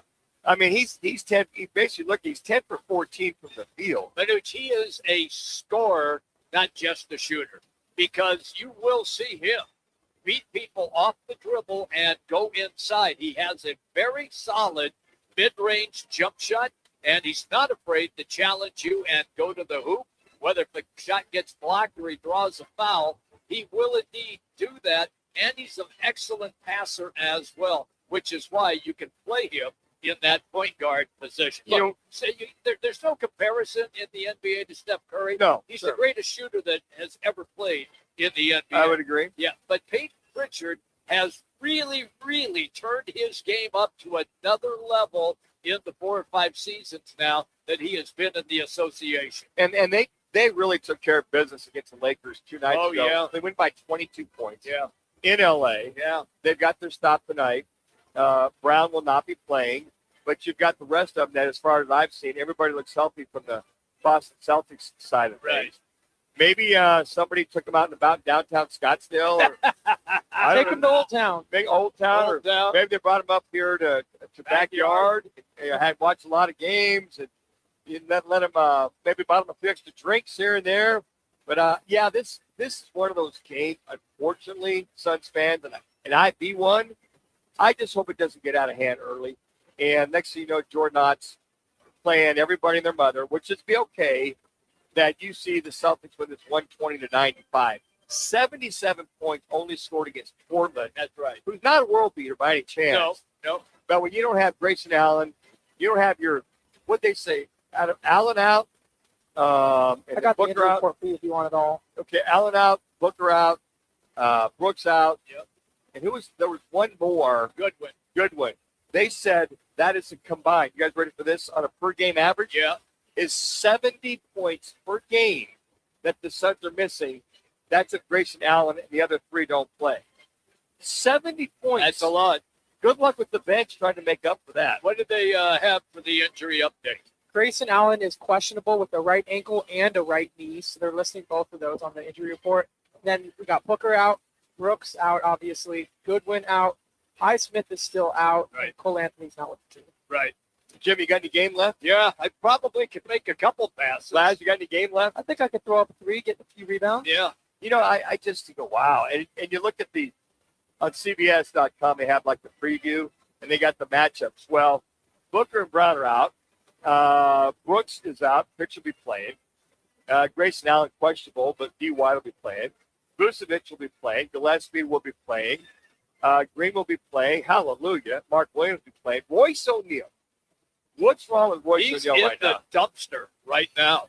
I've never seen a starting forward/4 not go over in a game and with the other 3 guys out. I mean, he's really struggling right now. They need him to step up. I don't know if he's lost his confidence or his aggressiveness, but Royce O'Neal to go over? He was 0 for 8 on the day. And then on top of that, hey, Suns fans, don't complain about lack of free throws. You got to go to the rack. You're going to have 2 out of your last 3 games. You have 6 free throws. That's it. In 2 out of the last 3 games. You've got to go to the rack. You've got to get to the line. That you got to force the issue down low. And getting outscored by 15 to 20 points in the paint on average the last 3 games does not bode well whatsoever. So I don't know if Jordan Knott's strategy is go down low, establish Mark Williams. Going to have to try to do that. Right now, it's a snowball's chance in hell, but you got a chance, right? Yeah, always. Yeah. You're going to need Gillespie or Royce O'Neal, one of those guys, to make about 6 3-pointers, and you're going to need Mark Williams to have a huge game. You got to be at least 35 to 40% from 3-point line. You can't be 20 to 25%. And that's where they've been. And Jalen Green's going to have to make free throws. I don't know if you saw that overtime against the Magic. I did, yeah. Make your free throws. This isn't college basketball. And once again, Jalen Green can put points on the score sheet, but he's not doing it efficiently. That's the thing. If he is like 6 of 20 tonight, but if he gets to the free throw line and is 3 of 4, okay, his point total will look okay, but that's not an efficiency matchup in the NBA. Curious to see what kind of hops he has. He's talked about the heavy legs. Right.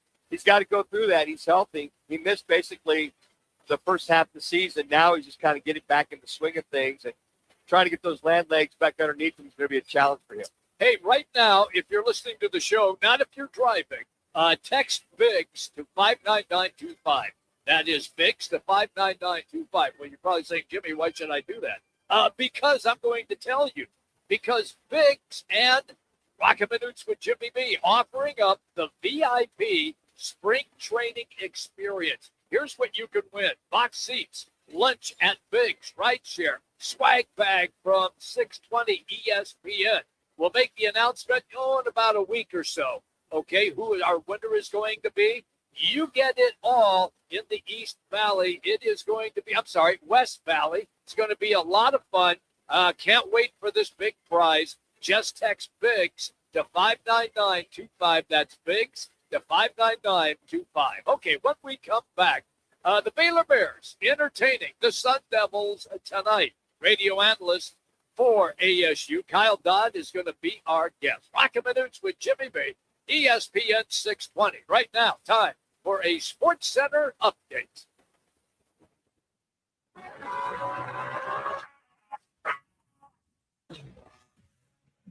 It's now time for your Roc and Manuch with Jimmy B's ESPN 620 Sports Center update.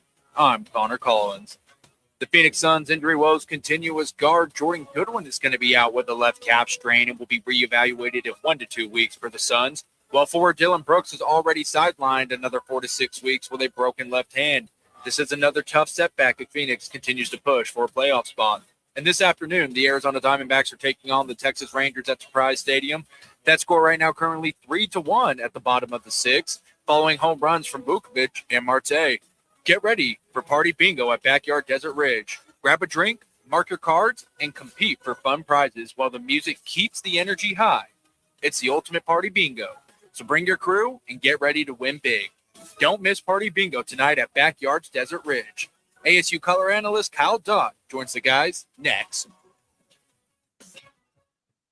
Now open in North Scottsdale, it's the Orangedale Lounge. ODs, right off Thompson Peak and Bell, next to Bash's. Your new favorite dive bar has arrived. Cold drafts, chill vibes, always affordable prices, and the OD Mug Club, a one-of-a-kind membership you won't find anywhere else. No frills, just great people, ice-cold drinks, and a bar that feels like it's always been there. Follow at OD Scottsdale and get the scoop at orangedalelounge.com. Orangedale Lounge. Dive in and drink up. Join the team at All City Towing, Arizona's largest towing company and leader in roadside service. We're hiring dispatchers, call takers, lot attendants, drivers, and customer service pros ready to grow with us. You'll enjoy state-of-the-art equipment, consistent schedules, full health benefits, a strong 401k match, employer life insurance, and a monthly fuel allowance. Take your career to the next level. Apply today at allcitytowing.com.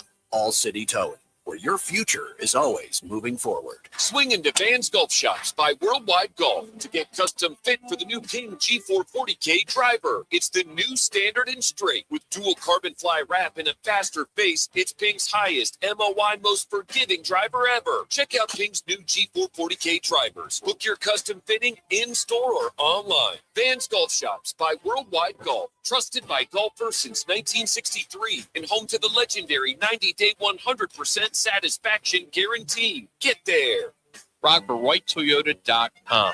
At Right Toyota, they'd like you to get to know them. Their goal is to make buying your next vehicle the kind of experience that earns your recommendation to family and friends. They invite you to use all their innovative web tools on RightToyota.com. So if you're looking for a new or pre-owned Toyota, head to their interactive website at RightToyota.com.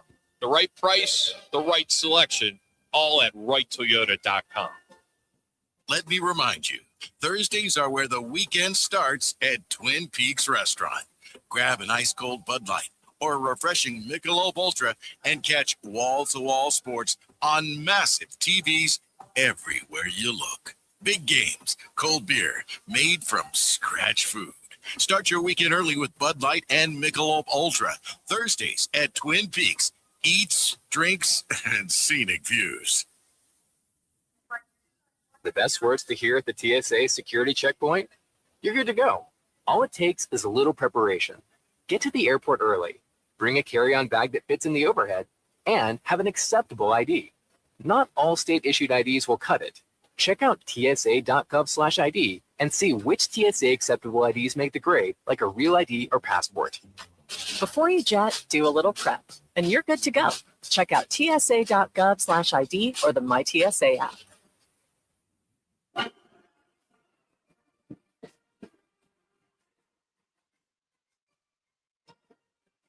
At Backyard Desert Ridge, the spot for great food, cold drinks, and wall-to-wall sports. With 40-plus TVs and huge LED walls, Roc and Manuch with Jimmy B continue on ESPN 620 Phoenix.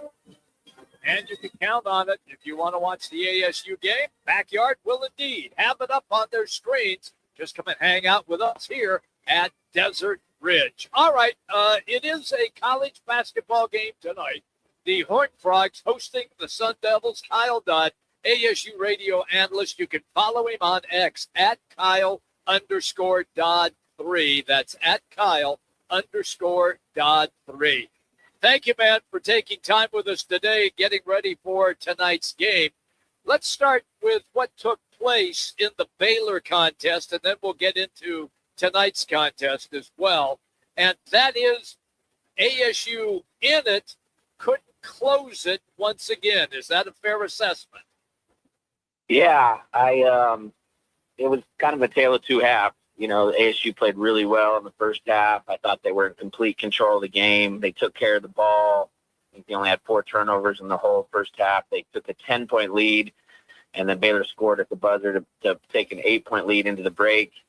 And Baylor looked, to be honest, like a team that was going through it, and they had been. They'd lost, I think 9 of 11 or something like that, and very talented. They have 2 lottery picks, 2 first-rounders, but just looked like they were disconnected, and I thought the Devils were a good start to the second half away from pulling away. And then we did the exact opposite. They had 5 turnovers in like the first 3 or 4 minutes of the second half, just careless turnovers, and allowed Baylor back in the game, and then, kind of back and forth, had their chances at the end, and couple calls when it went against their way, and they just kind of stopped making shots at the end. And it was one of those ones that we've had several this year where you feel like you left a win on the table there.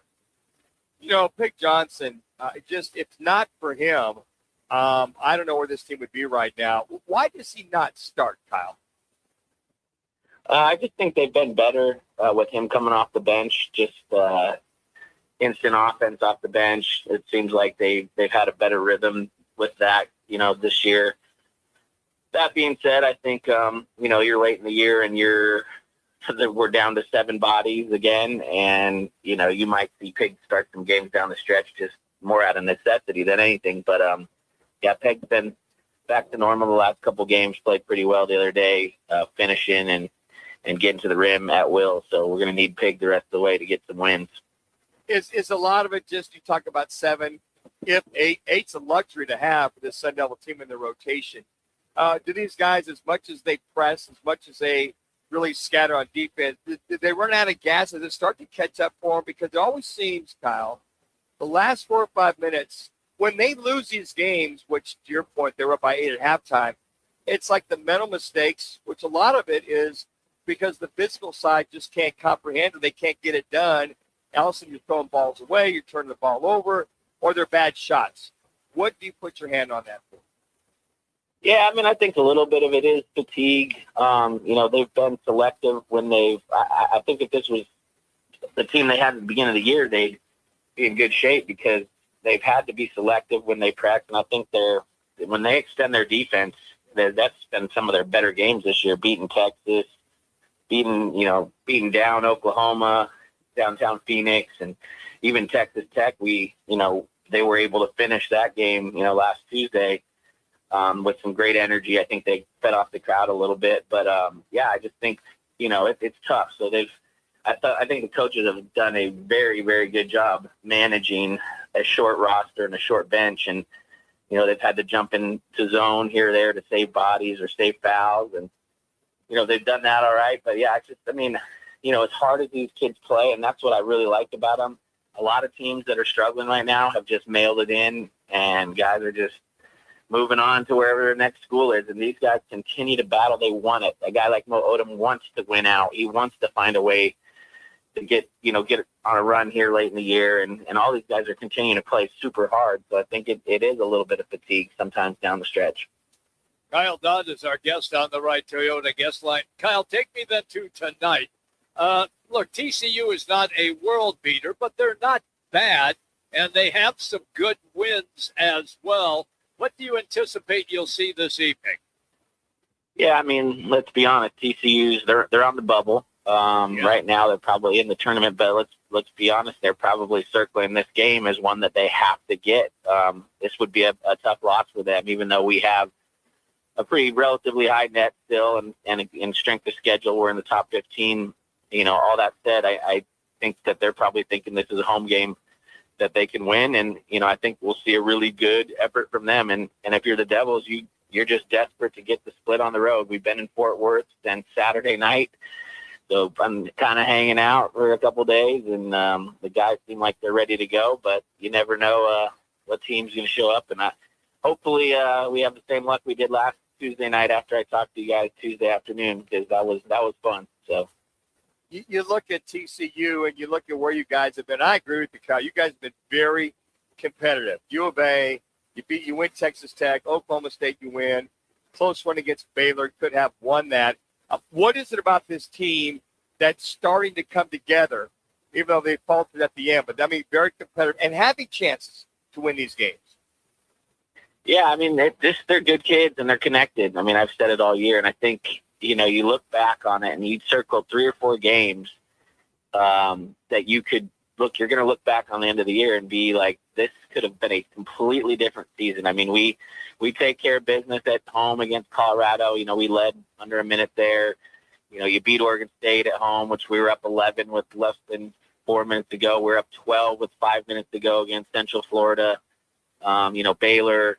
Just a lot of these games that we've kind of let slip away. And, even if you just win half of those, now you're at 17, 18 wins with the top 10 strength of schedule, and you're right on probably the right side of the bubble. And so it's just those games, I think, where we let get away that we're winnable is coming back upon us a little bit. But this group is just continuing to battle their tails off, and they're continuing to believe that they can win games. I mean, I hear them in practice and shoot around, and they believe they can win every night, and they've showed that outside of BYU and at Houston.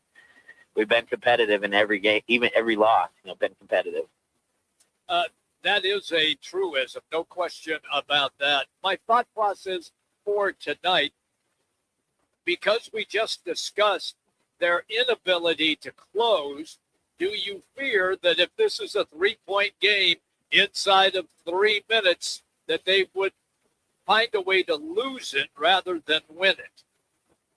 Yeah, I think that, they've been close, and I think, getting over the hump and holding on to that Texas Tech win last week, I think proved to them that they have the ability to win close games, and they've won close games, earlier in the year, so I think you got to just put that in your mind and draw from those experiences and not think about the ones that you've let get away, because then you get that in your head and it's more of a here we go again type thing. And as we all know, confidence is a crazy thing in sports. So if you don't have that confidence in closing games, it's probably not going to work out well for you. But, I think it's not for lack of effort. Like I said, I think just some of these games, they've had the balls bounce the wrong way. I mean, the other night against Baylor, there was a terrible call on a charge. We're down 1.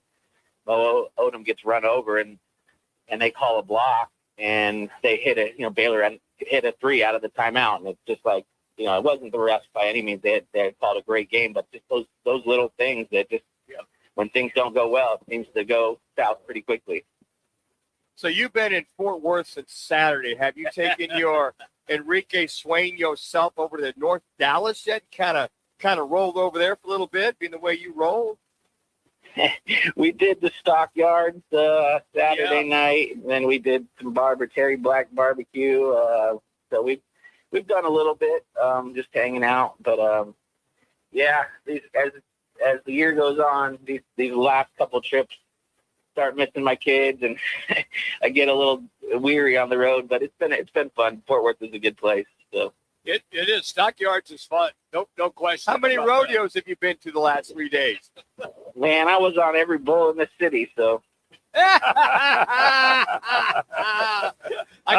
want to see the video. I'm That's what sure I want you to were, see. Kyle Dodd. Thank you, my brother. It's always good when you take time to come on with us. We'll be listening to you tonight. All right, guys. Have a good one. There you go. Kyle Dodd, color analyst, of course, for ASU. It is the game tonight in Fort Worth against TCU. Kyle's presented by our great partnership with Twin Peaks and Michelob Ultra, superior light beer. Now, Twin Peaks, 5 Valley locations, your go-to place to watch all of any game, whether if it's football, basketball, baseball, the NHL, it goes on. Twin Peaks has it all. And don't forget, try the new baked pretzel with chipotle queso, double stacked brisket nachos, or the smoked stack burger. It's loaded with smoked brisket and barbecue sauce. Don't forget the 29-degree Michelob Ultra Draft. Wall-to-wall sports, it is Twin Peaks, 5 Valley locations, eat breaks, and scenic views. When we come back, random fact of the day and a little football at 50. Roc and Manuch with Jimmy B, ESPN 620, 98.7 FM HD2, and on the Arizona Sports app. Nobody does happy hour like Twin Peaks. Nobody. Whatever you're craving, we've got it. Tequila cocktails, premium bourbon pours, and top shelf spirits served over ice balls that hit just right. Local craft beers and handcrafted whiskey cocktails, yep, all here. And with 5 Valley locations. And don't forget the teeth-chattering 29-degree drafts we're famous for. Pair it all with scratch kitchen bites that actually satisfy. From shareables to hearty favorites. When it comes to happy hour, Twin Peaks doesn't play. Twin Peaks eats, drinks, scenic views. There's nothing like it. The rush when the band plays, the roar when the Sun Devils take the court, the energy that shakes the building and pulls you to your feet. This is Sun Devil men's basketball, where every night brings the sound of something electric, something unpredictable, something you have to feel to believe. From the first tip to the final buzzer, Sun Devil Hoops is where passion lives. Be a part of it. Bring the noise, and let's light up Desert Financial Arena together. Get your seats now at sundeviltickets.com. When tragedy strikes, the impact is immediate and devastating. That's when the 100 Club of Arizona steps in, providing financial assistance, guidance, and emotional support to the families of public safety officers injured or killed in the line of duty. They also invest in mental health resources, injury prevention, and scholarships for the children of first responders. Every day, Arizona's public safety professionals put their lives on the line. The 100 Club of Arizona has their back. Learn more at 100club.org. Hey, every Tuesday at 2 o'clock, make sure you're locked in for the Lopes Report, powered by Global Credit Union, on Roc and Manuch with Jimmy B right here on ESPN Radio Phoenix. Each week, the guys are talking GCU athletics, the playmakers, the coaches, and the people building one of the fastest rising programs in the country. And if you miss it live, we've got you covered. Every Lopes Report is posted on the Arizona Sports app and the guys' social platforms. The Lopes Report, Tuesdays at 2. Powered by Global Credit Union. Looking for the perfect place to eat, drink, watch the game, and keep the night going? That's Backyard Desert Ridge. Enjoy elevated bar favorites and a killer drink menu. Catch every play on 40-plus HD TVs or 4 massive LED walls. Then challenge your friends to a game of your own. And when the game ends, the party keeps rolling with live entertainment and DJs nightly. Backyard Desert Ridge. Comfortably familiar, always exciting. We'll see you in the backyard. Sleep isn't just rest, it's restoration. Poor sleep can increase your risk of cognitive decline and dementia. Getting 7 to 8 hours of quality sleep each night helps your brain clear toxins and stay sharp. Research shows that up to 40% of dementia cases could be prevented or delayed by addressing risk factors, including lack of sleep. Tonight, give your brain the rest it deserves. Learn more at alz.org/healthy habits. This message is sponsored by the Alzheimer's Association and the Arizona Department of Health Services.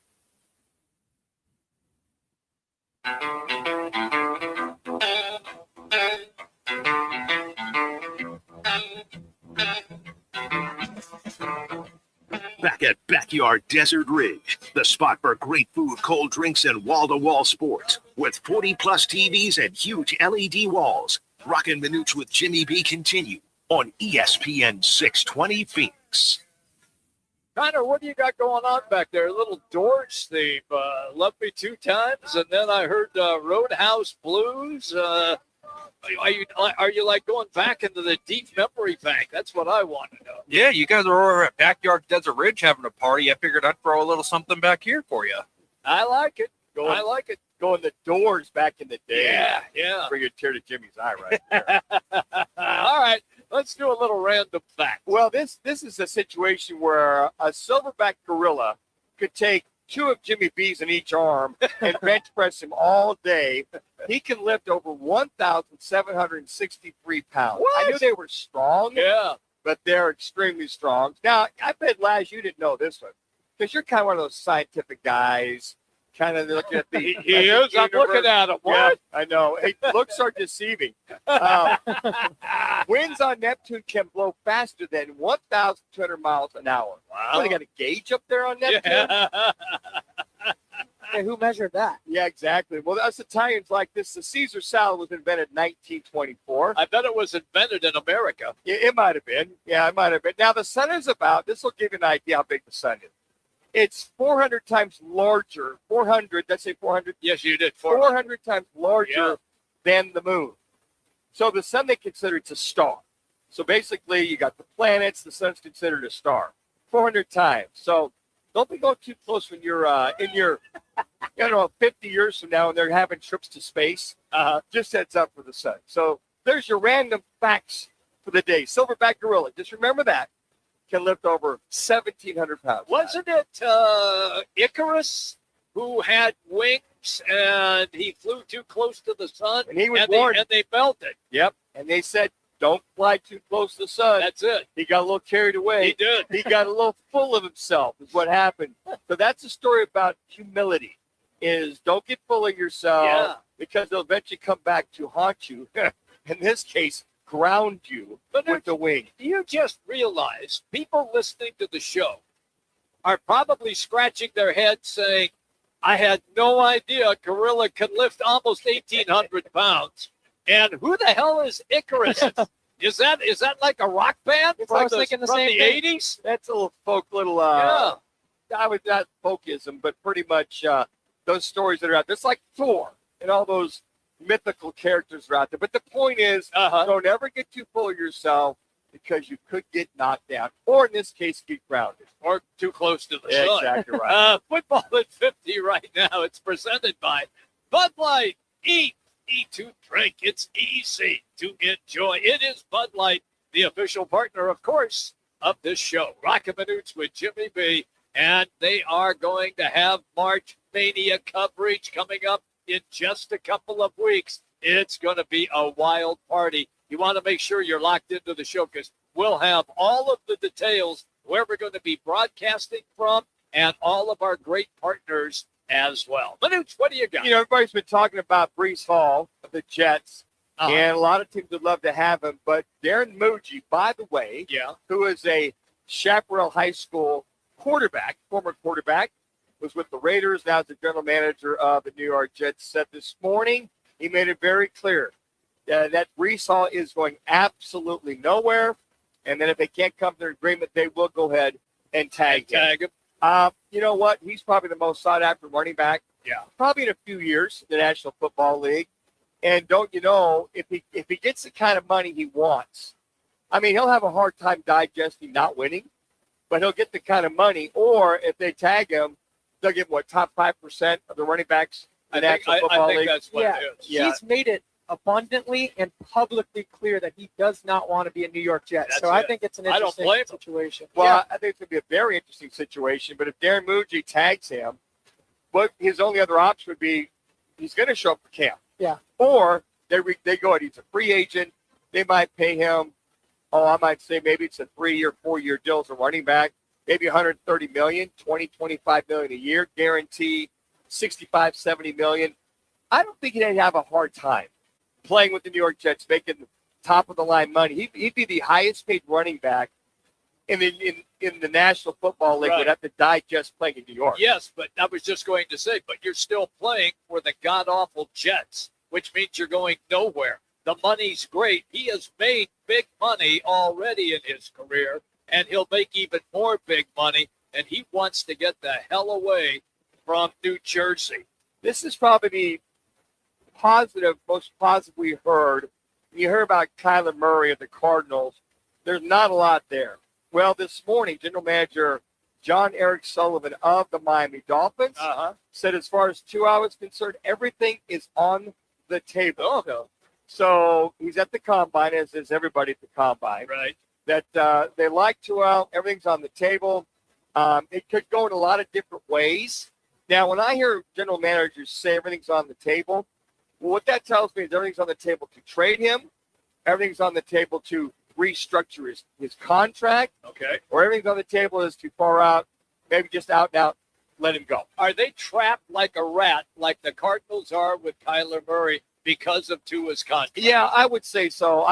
But I will say this. Okay. I think Miami, they were justified to extend. The Cardinals, there was no justification to extend Kyler Murray. I agree with that 100%. None whatsoever. Because Tua was having success. He was. He was winning from the pocket. Yeah. He was playing at a high level. The big question mark, though, is his health, is his head, is it concussions. So when I hear a general manager, in this case John Eric Sullivan, the GM for the Miami Dolphins, say everything's on the table, okay, that's kind of a bittersweet oxymoron, damned if you do, damned if you don't, pick whatever you want to say, that they're going to look at everything possible, where the Cardinals are now just saying, we're looking at things, we're evaluating. Yes. But right now, I just see the Cardinals with the free agency coming up here in just a couple weeks, the legal tampering March 9th, and then you got March 11th when things can start. And then March 11th is the beginning of the NFL season. And they've got to make a decision, because if he's still on that roster on March 11th, they'll owe him. They will. They'll owe him. Unlike what's going on in Atlanta right now, Kirk Cousins is looking to be released. Yep. I'm sure they won't find a trade partner for him. There's really no value for Do you that. have any interest at all in Cousins? I don't. I really don't. Okay. But I'll say a team that probably does. He's already restructured his contract, right? Yes, he has. The Vikings might be interested in bringing him back because J.J. McCarthy's situation, as we just mentioned a little bit earlier, Brzezinski, the general manager, is saying everything's on the table with that quarterback situation, too. Yeah. They're looking at all avenues. So if you want to restructure, which he's already done, that being Kirk Cousins, or if he's out and out let go, they can claim him off the waiver wire. I doubt very he's going to pick up that contract. They can bring him in. He can back up JJ, or he can do it. He did with the Penix this year. Penix Kirk goes and his down. family, they love Minnesota. They love Minnesota. Yeah, they do. Matter of fact, watching that Netflix situation quarterback, he loved Minnesota. But he's a guy that could go there, help mentor J.J. McCarthy. And if J.J. McCarthy, basically throws up all over himself, good example, hiccups all over himself like he did this year, you've got a stable force, a guy, he knows the offense already. He does, yeah. He knows all defenses. that, yeah. Maybe he's that guy that gives J.J. McCarthy a blow once in a while. Or if McCarthy gets hurt, you got a guy that can run your offense. I mean, look what Atlanta did when Penix went down. What they went 5 out of 6. They did with him as the quarterback. They missed the playoff by one game. One game, yeah. So that could be another one of those options when you look at Kirk Cousins, who's looking to be released from that standpoint. And from that standpoint, there's really not a lot of it's like Stroud. For people to say that C.J. Stroud is a potential trade, no way. So they shut that down completely. So you're getting a lot of rhetoric back at the combine. So there's reporters. But that's what they do, Manuch. When you have the combine, they just start trashing everybody. Well, and I will say this: they will hang with C.J. Stroud. He really struggled the last few games, but they made the playoffs. Right. That defense really got them to the place they were. To say C.J. Stroud is a potential to be traded or be looked at, I think is absolutely ludicrous. This kid came in as a rookie, second, third, not going to his fourth year. He's your guy. So just look for a lot of little shots across the bow coming out of Indianapolis with the combine going on. And, hey, the second hour, we're going to throw third hour, we're going to throw a couple of interesting things that are going on in the UFL that could be, as they say in Texas, Jimmy, could transcend to the National Football League. I'll look forward to that because they have already swiped the kickoff from the UFL. Yes, they have. So we'll see how that translates. And the foot is involved. There you go. Hey, Bob McManaman's coming up 3:30, everybody. We will talk Cardinals. It's Roc and Manuch with Jimmy B. We're hanging out here at Backyard Desert Ridge, ESPN 620, 98.7 FM, HD2, and on the Arizona Sports app.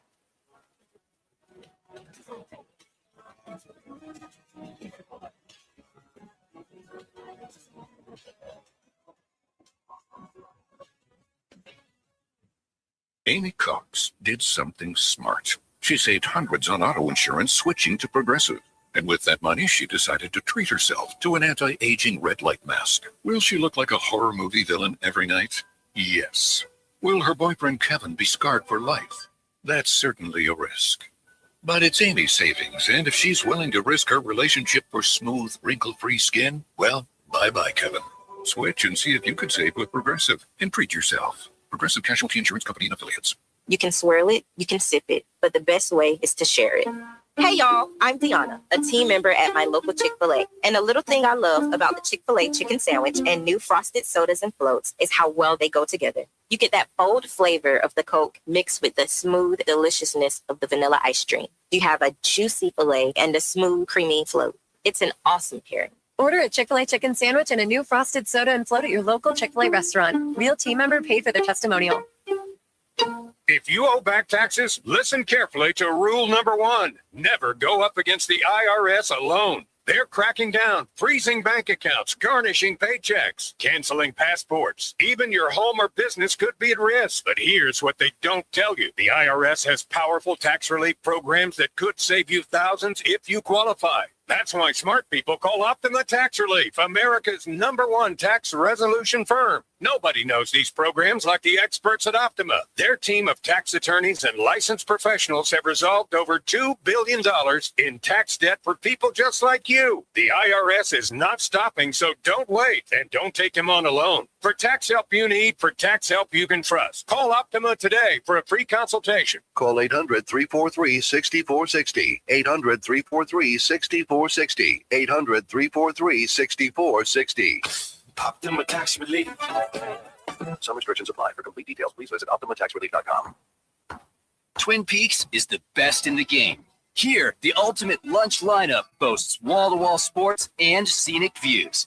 When you're hungry and in a hurry, the Scratch Kitchen delivers lunch in the clutch. I mean, where else can you order a 29-degree draft beer and a quickie combo on your lunch break? Only at Twin Peaks, the #1 sports bar. Twin Peaks Scratch Kitchen scores every time. Dig into hand-smashed burgers, chef-inspired flatbreads, and more at your local lodge. I was in a wreck. I need a check. I was in a wreck. I need a check. I was in a wreck. I need a check. I'm attorney Kevin Rowe. Being in an auto accident is traumatic. You need to call the best law firm that has the experience to get you the best results. Call 977-1900. That's 977-1900.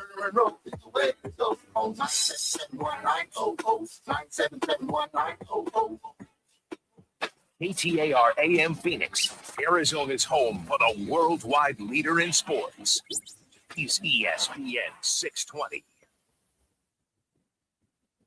And now, an on-air sports marketing presentation.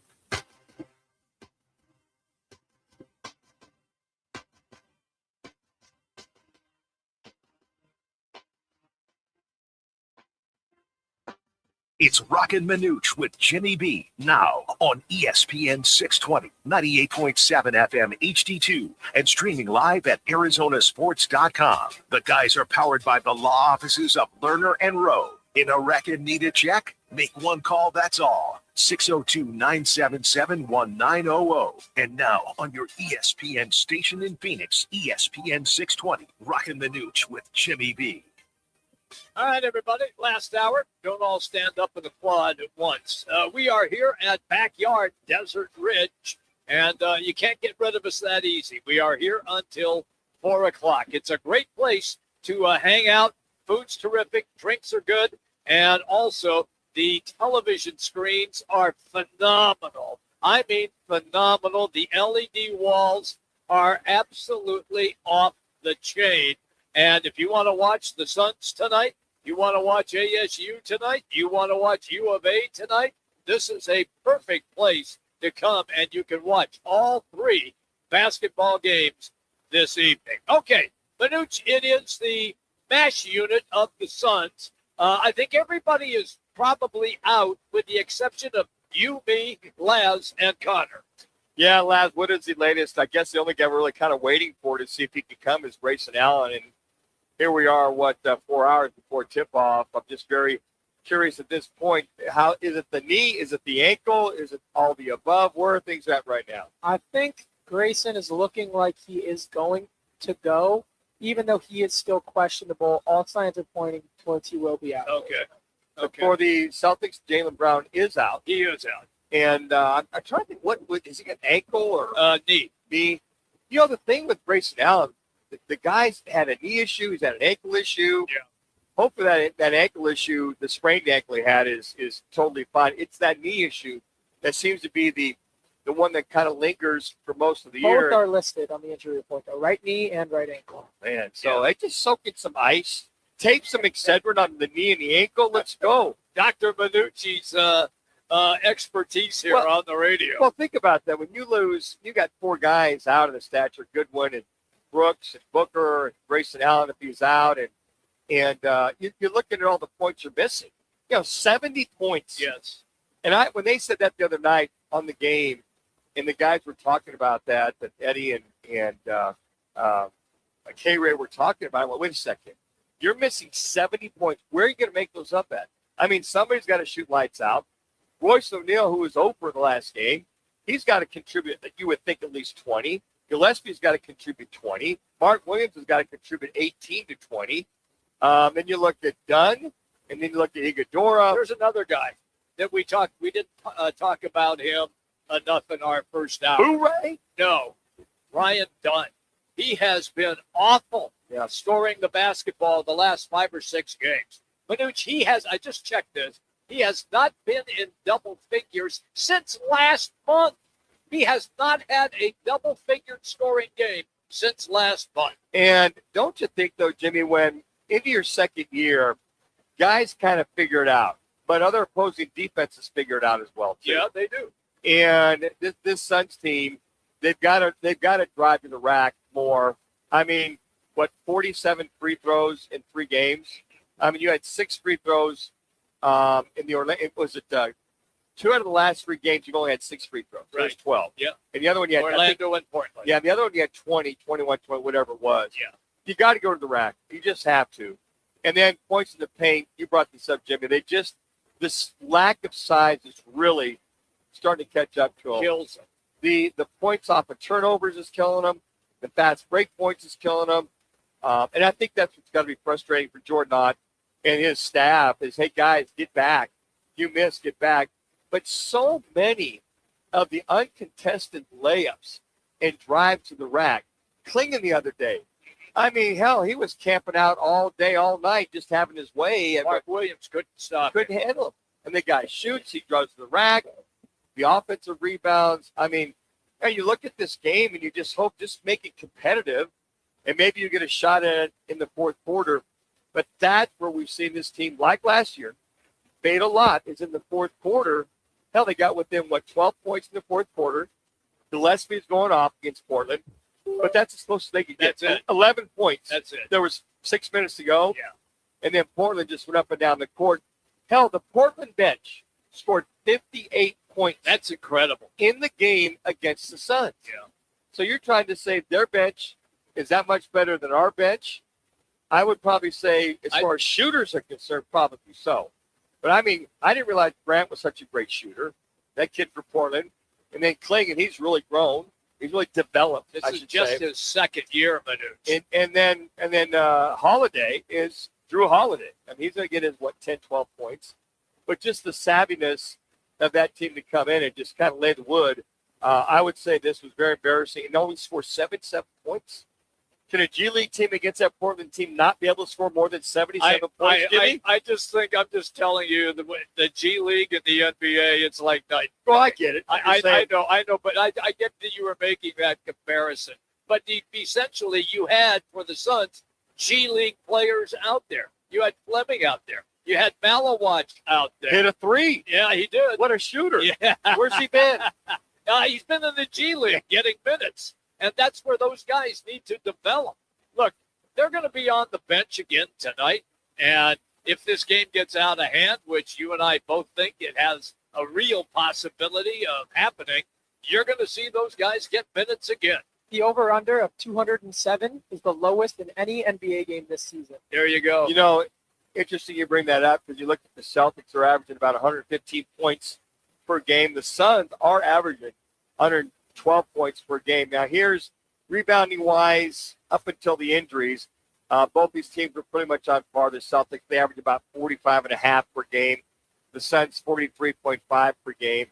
And as far as assists per game, they're both right there at 24 per. Problem is, that's when you have everybody on deck. Yes, playing for so the Suns. If we throw the numbers from the last 3 games in the blender, it would probably be the opponents averaging, 120 points per game, and the Suns maybe 95. And as far as rebounds per game, offense and defense, they're probably losing the rebounding battle by almost 10. And the assists per game is very interesting. You talk about Ryan Dunn. By the way, nice little underhanded flip to Jalen Green on the one fast break. That's where they get killed. No assists. Guys aren't moving. Nobody going to the rack. So they're settling on three-point shooting or intermediate shots. Therein lies where their numbers are way, way down when you have 1, 2, 3, potentially 4 that'll be out of the lineup in tonight's game. One of the things to watch for tonight for the Boston Celtics is Peyton Pritchard. And he has been, as Manuch likes to say, his new term, on a heater. And he's been playing lights out He's basketball. like, 6 foot, 6'1". That's all he is. Yeah, he's Colin Gillespie is what he is. Only he's a much better shooter, and he is really aggressive with the basketball. Came out of the University of Oregon. It's taken him a couple of seasons, but man, once he figured it out, he might be the 6th man this year in the NBA. So for a guy to come off the bench, and I don't know how much he started it, but all this year, he's averaging close to 18 points per game. That's right. He's got about 5.5 assists per game. Yep. And his field goal percentage, here's the key here, guys, close to 47%. That's it. In the NBA. And he's a long-range shooter. And exactly. I mean, he shoots it from the rafters sometimes. Yep. Matter of fact, in that L.A. Lakers game, they beat the Lakers a couple nights ago by 22. He took a couple shots. It seemed like between the half-court line and the three-point line. From the logo. Yeah. But, and then Jaylen Brown not being out, so they may rely on him. But Suns team, good luck. As I like to say, good luck and good bowling. Just do your best. Go get some reps, play hard, and let's see what happens. Yeah, that's all you can do. All you do. Are we like saying that it's impossible for No, this? No, no. we're not saying that. But we are realists, and at least for me, sometimes Manuch has the rose-colored glasses on. We're ideal in reality every day.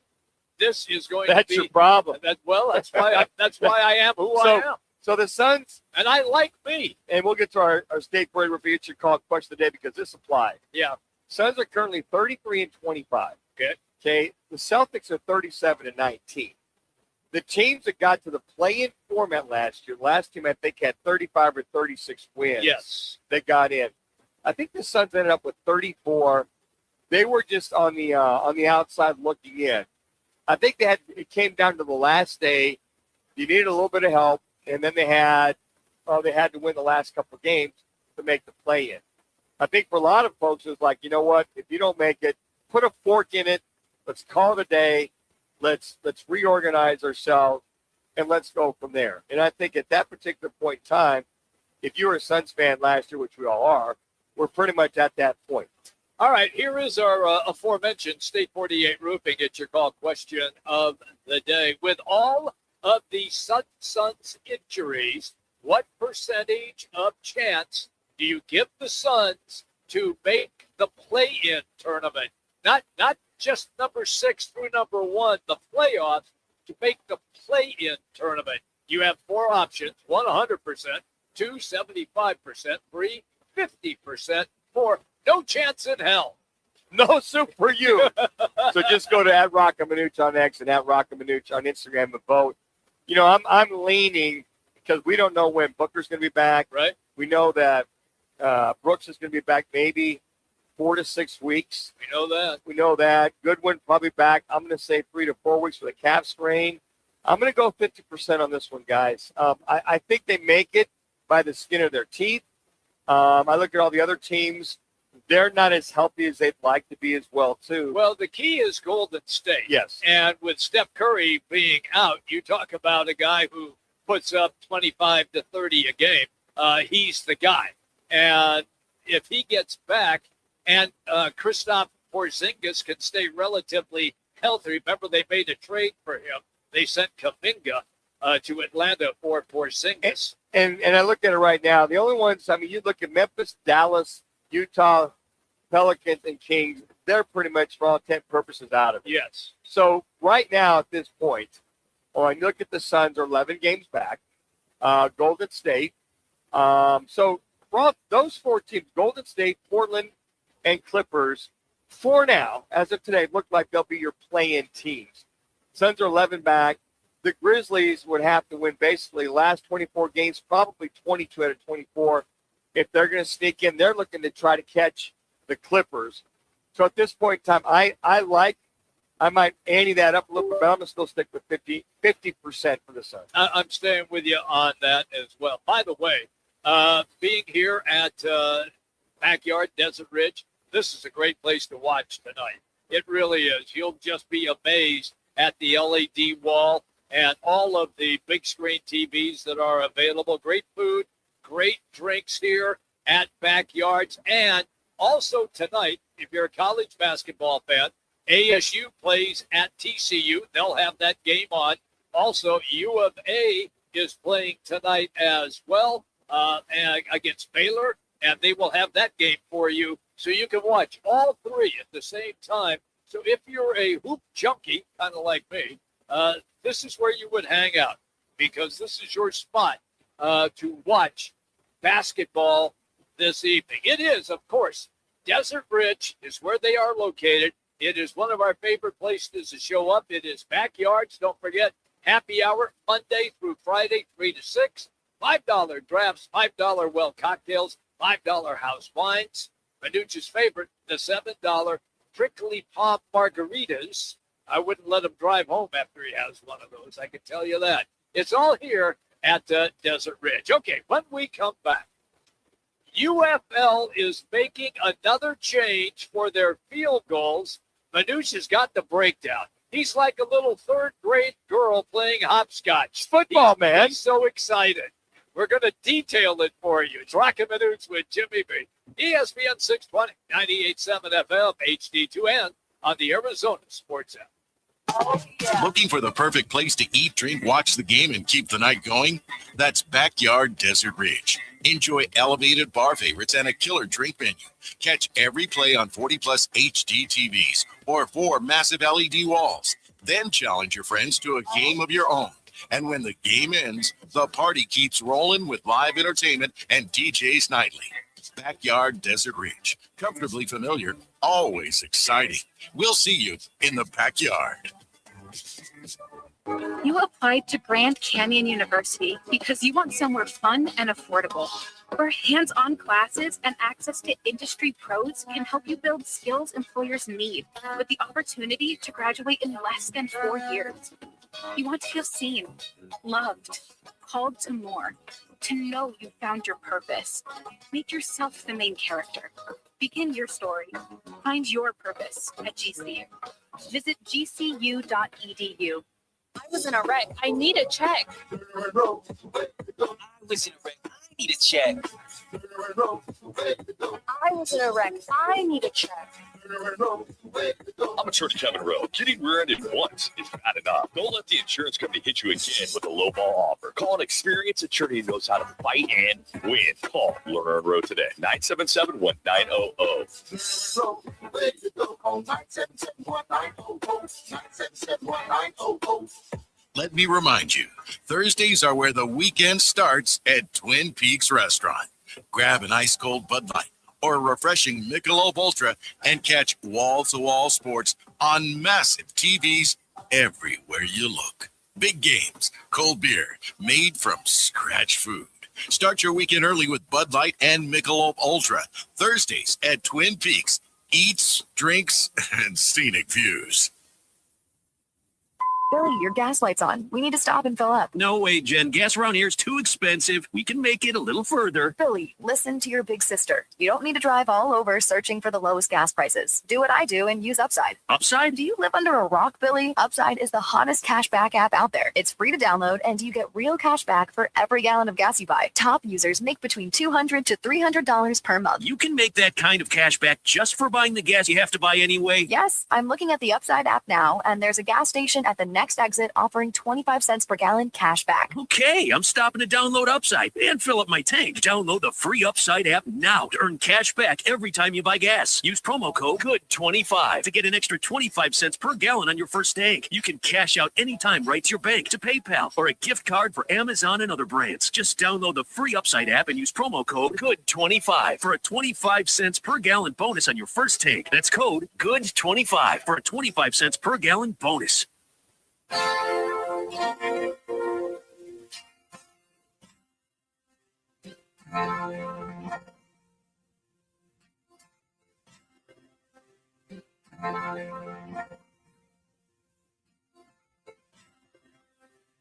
Back at Backyard Desert Ridge, the spot for great food, cold drinks, and wall-to-wall sports. With 40-plus TVs and huge LED walls, Roc and Manuch with Jimmy B continue on ESPN 620 Phoenix.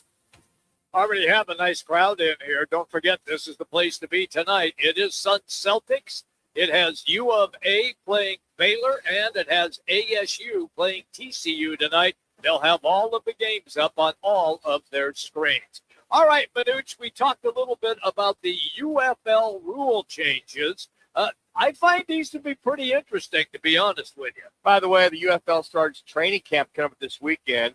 You going to try out? No, I don't want to take anybody's job away from them. Okay, I understand. And leave you guys? Yeah. Are you kidding me? Yeah, I get it. By the way, the new Dallas Renegade coach is Rick Neuheisel. Yes, it is. We will have Rick on the show at 3:30 on Friday from Right Toyota, so we'll get his thoughts. So you talked about some changes. Yeah. Well, the United States Football League is taking two significant steps. Ready for this? Okay. To turbocharge offense as it prepares the 2020 season. It will award 4 points for any field goal from at least 60 yards. What? Yeah. From at least 60 yards and out, 4 points, and has banned most punts inside the opponent's 50-yard line. That's according to the series of rule revisions in the league announced on Tuesday. So, in other words, if you're driving and you get stopped at the 49-yard line of the opposition, you got to go for it. You got to go for it. You can't punt. Can't punt. Got to go for it. Interesting. Now, Dean Blandino, who's the UFL's head of officiating, they want this game to be a little more offensive, as if it's not enough. Have a little more flow, good pace. They think that there's too many stoppages. Okay. So a couple things you just mentioned there about the punt. Yeah. They won't allow it inside it, but they're going to allow 60 yards or more to go for 4 points. Will that ever transcend into the National Football League, gentlemen? No way. I don't think that will. I know that the inside the 50 and then you have to go for it will not. However, I do find 60 yards and out, there are NFL kickers. We saw it this past season who had several kicks that were good past 60. Well, one of those is Connor's favorite kicker, being Brandon Aubrey. Yeah. Alumnus of spring football, has led the league with 5 such conversions of over 60 yards. So they say kicking a 65-yard field goal is a lot harder from 35, which we know. Why would they count the same, Dean Blandino says. Interesting. So he wants to promote some excitement. Take that shot. Here's the problem. If you miss, you're giving that ball up at your own 40-yard line. So I get it, the risk-reward factor, right? 4 versus 3. I don't know. I think the NFL might take a good, long, hard look at this because look what they did with the kickoff. Look what Cam Little did. Look what Cam Little did for Jacksonville. He nailed one like 66 yards. Okay, and we get it. We know that. So they're getting deeper and deeper. Yeah. So if we look at rule changes that have been acquired by the NFL right now, the only one that's happened is the kickoff. So they got that from the UFL. They did. So nobody can move.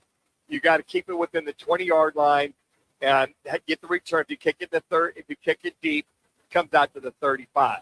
So I don't think it's as far-fetched the National Football League as a lot of people think it is. And I think it might be looked at, but may not come to fruition for maybe a couple of years. The only other thing I can talk about is that the UFL has banned the tush push. Oh, okay. Yeah, banned the tush push.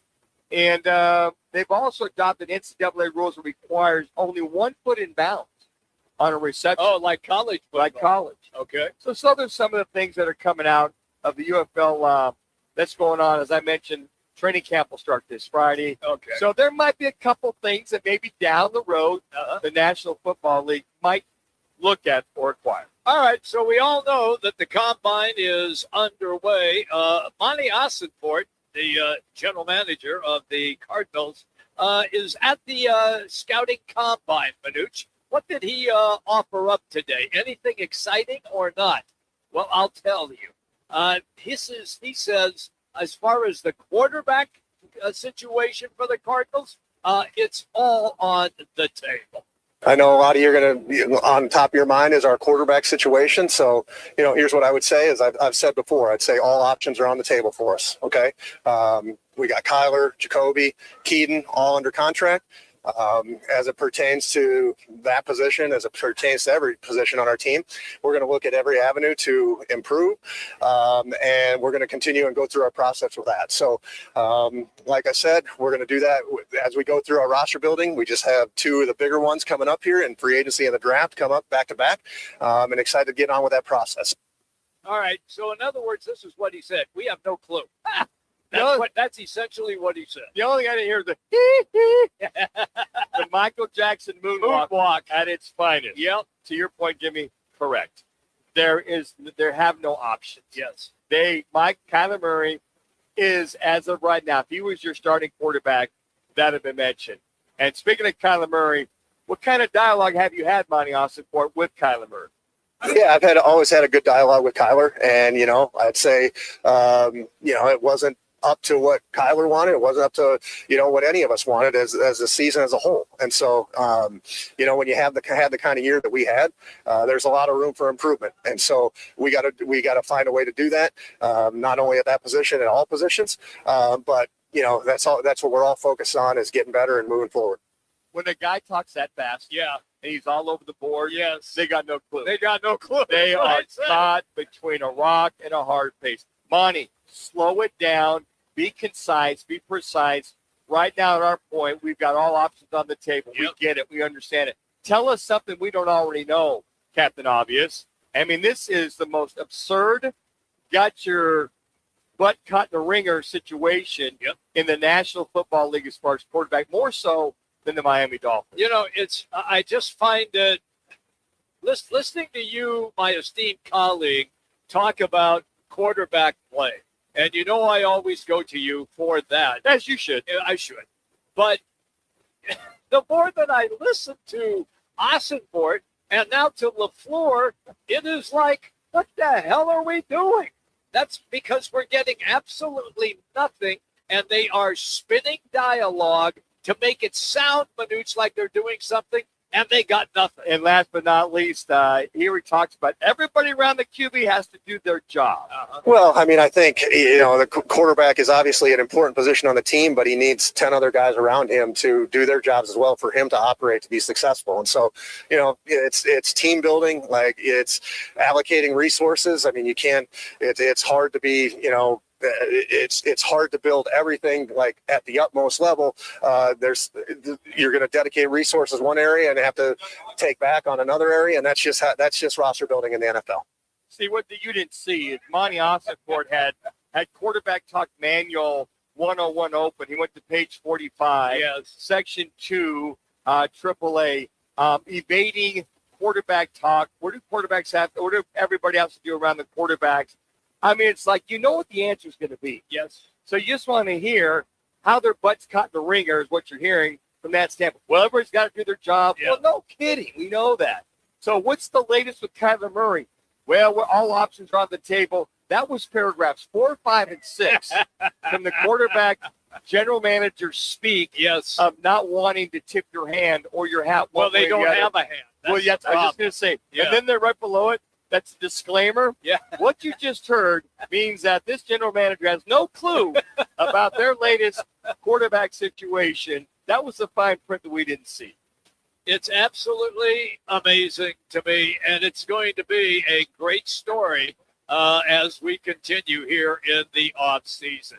That is, of course, a little football that we thought we'd drop on you from the Combine. And don't forget, you're a baseball fan with all the spring training going on right now. Well, you need to check out in the West Valley, Big's American Bar and Grill. It's in Peoria, right at the P83 district. Stadium is right across the street.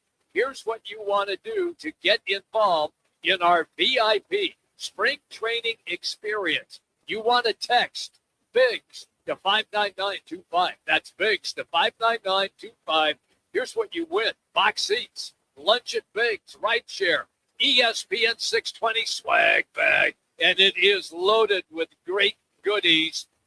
Make sure that you text Biggs to 59925. That's Biggs Bar and Grill in Peoria. When we come back, speaking of the Cardinals, a guy who has covered the Combine and covers the Cardinals 24/7 throughout his entire writing career for the Arizona Republic and AZ Central, Bob McManaman is going to be our guest. But right now, let's get you to an ESPN Radio 620 Sports Center update.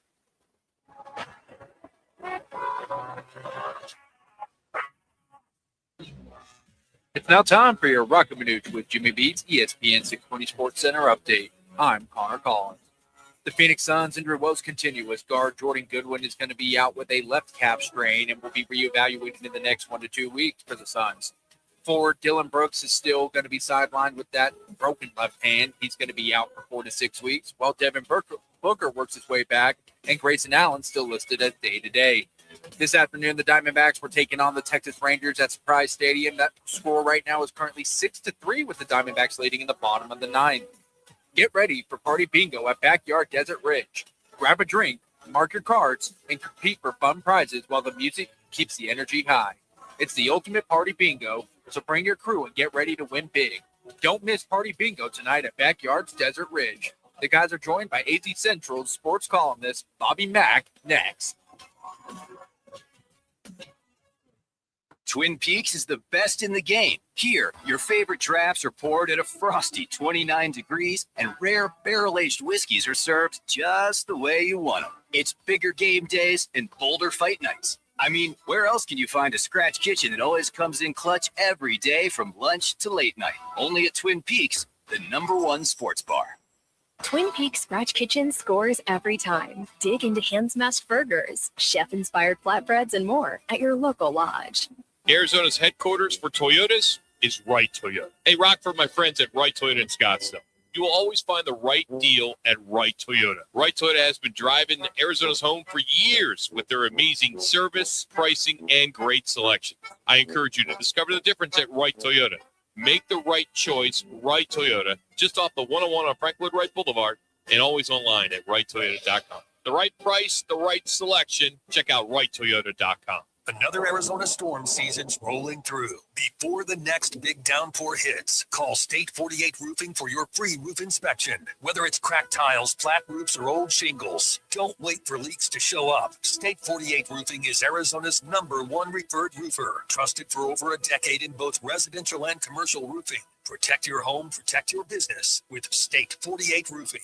Visit state48roofing.com or call 480-268-4509 today. Game on Peoria. When it's time to eat big, drink cold, and watch every play, make it Big's American Bar and Grill in the P83 district. Big's is serving up huge portions of your favorites. Burgers, wings, nachos, plus a full bar and TVs everywhere you look. And don't miss happy hour Monday through Thursday, 3 to 6:30 p.m. with $2 off well drinks and $2 $50 off domestic drafts, plus daily specials all week long. Bring your friends, grab a seat on the patio, and settle in for the game. Big's American Bar and Grill, where Peoria comes to play, eat, and watch. Hey, it's time to find that F-Series truck you want at a price you can't afford to miss, because it is Ford Truck Month. Yep, and Ford Truck Month is about the only way that America's best-selling line of trucks for 49 years running gets better. Ford Truck Month at our Desert Ford dealers. Hey, Paul Calvise here. Man, we wait all year for these amazing offers. The Ford F-150. America counts on it.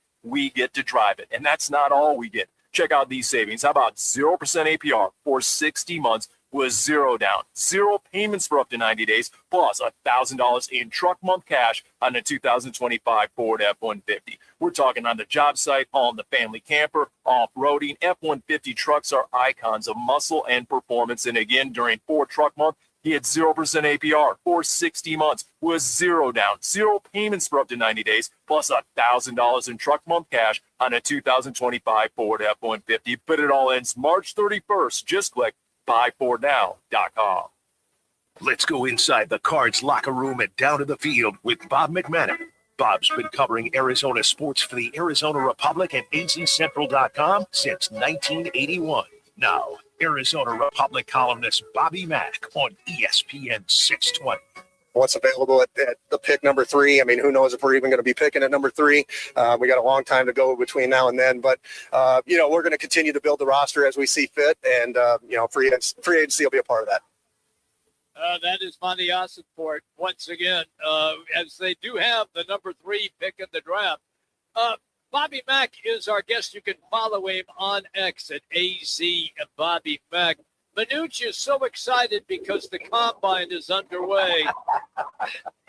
I knew I would get that response from you. I love it, Bob. I love it. Bobby, this is like old hat to you. Do you pay much attention to the combine or not? No. I the first time I went there, I thought I would, but no. I just, playing them. I just have that. I might need therapy, Bob. I'll be honest with you. I mean, midnight, 1 o'clock, I'm up. I'm watching the combine. Now, they're just doing their mental testing now. Then they'll get to the throwing and the running and all the other stuff. I guess it's all about, okay, I like to see, I guess, the quarterbacks. I know they're in shorts and T-shirts, but just as far as they're throwing their mechanics is all I'm interested in. But I'm also interested to see if somebody can want to run a 4.15. We got plenty of 4.25, but will there be a day when somebody runs that 4.15? No, maybe in space. So for you, when you listen to Monty Ossenfort back there in Indianapolis, do you pick up anything at all from his comments, one way or the other, Bob? He didn't say anything to take away. Right. That was literally, he said a lot of words, but he didn't answer any questions. And that's exactly what I said, too. He spoke so fast, he was just regurgitating, I think, what we already know. In your estimation, looking at the draft, looking at the free agents coming out here, March 5th or March 9th, the legal tampering. If you had your crystal ball, what does your gut tell you about this Cardinals organization with Monty Ossenfort and then also with Mike LaFleur, from where he came from, that things might flip or switch? It might flip the switch? Yeah. Well, I hope it's not Malik Willis, but I'm afraid it might be. I'm not going to pay that guy $30 to $35 million for 1 year, 2 year, or 3 years. No way. I'd ride with what I got, draft a kid,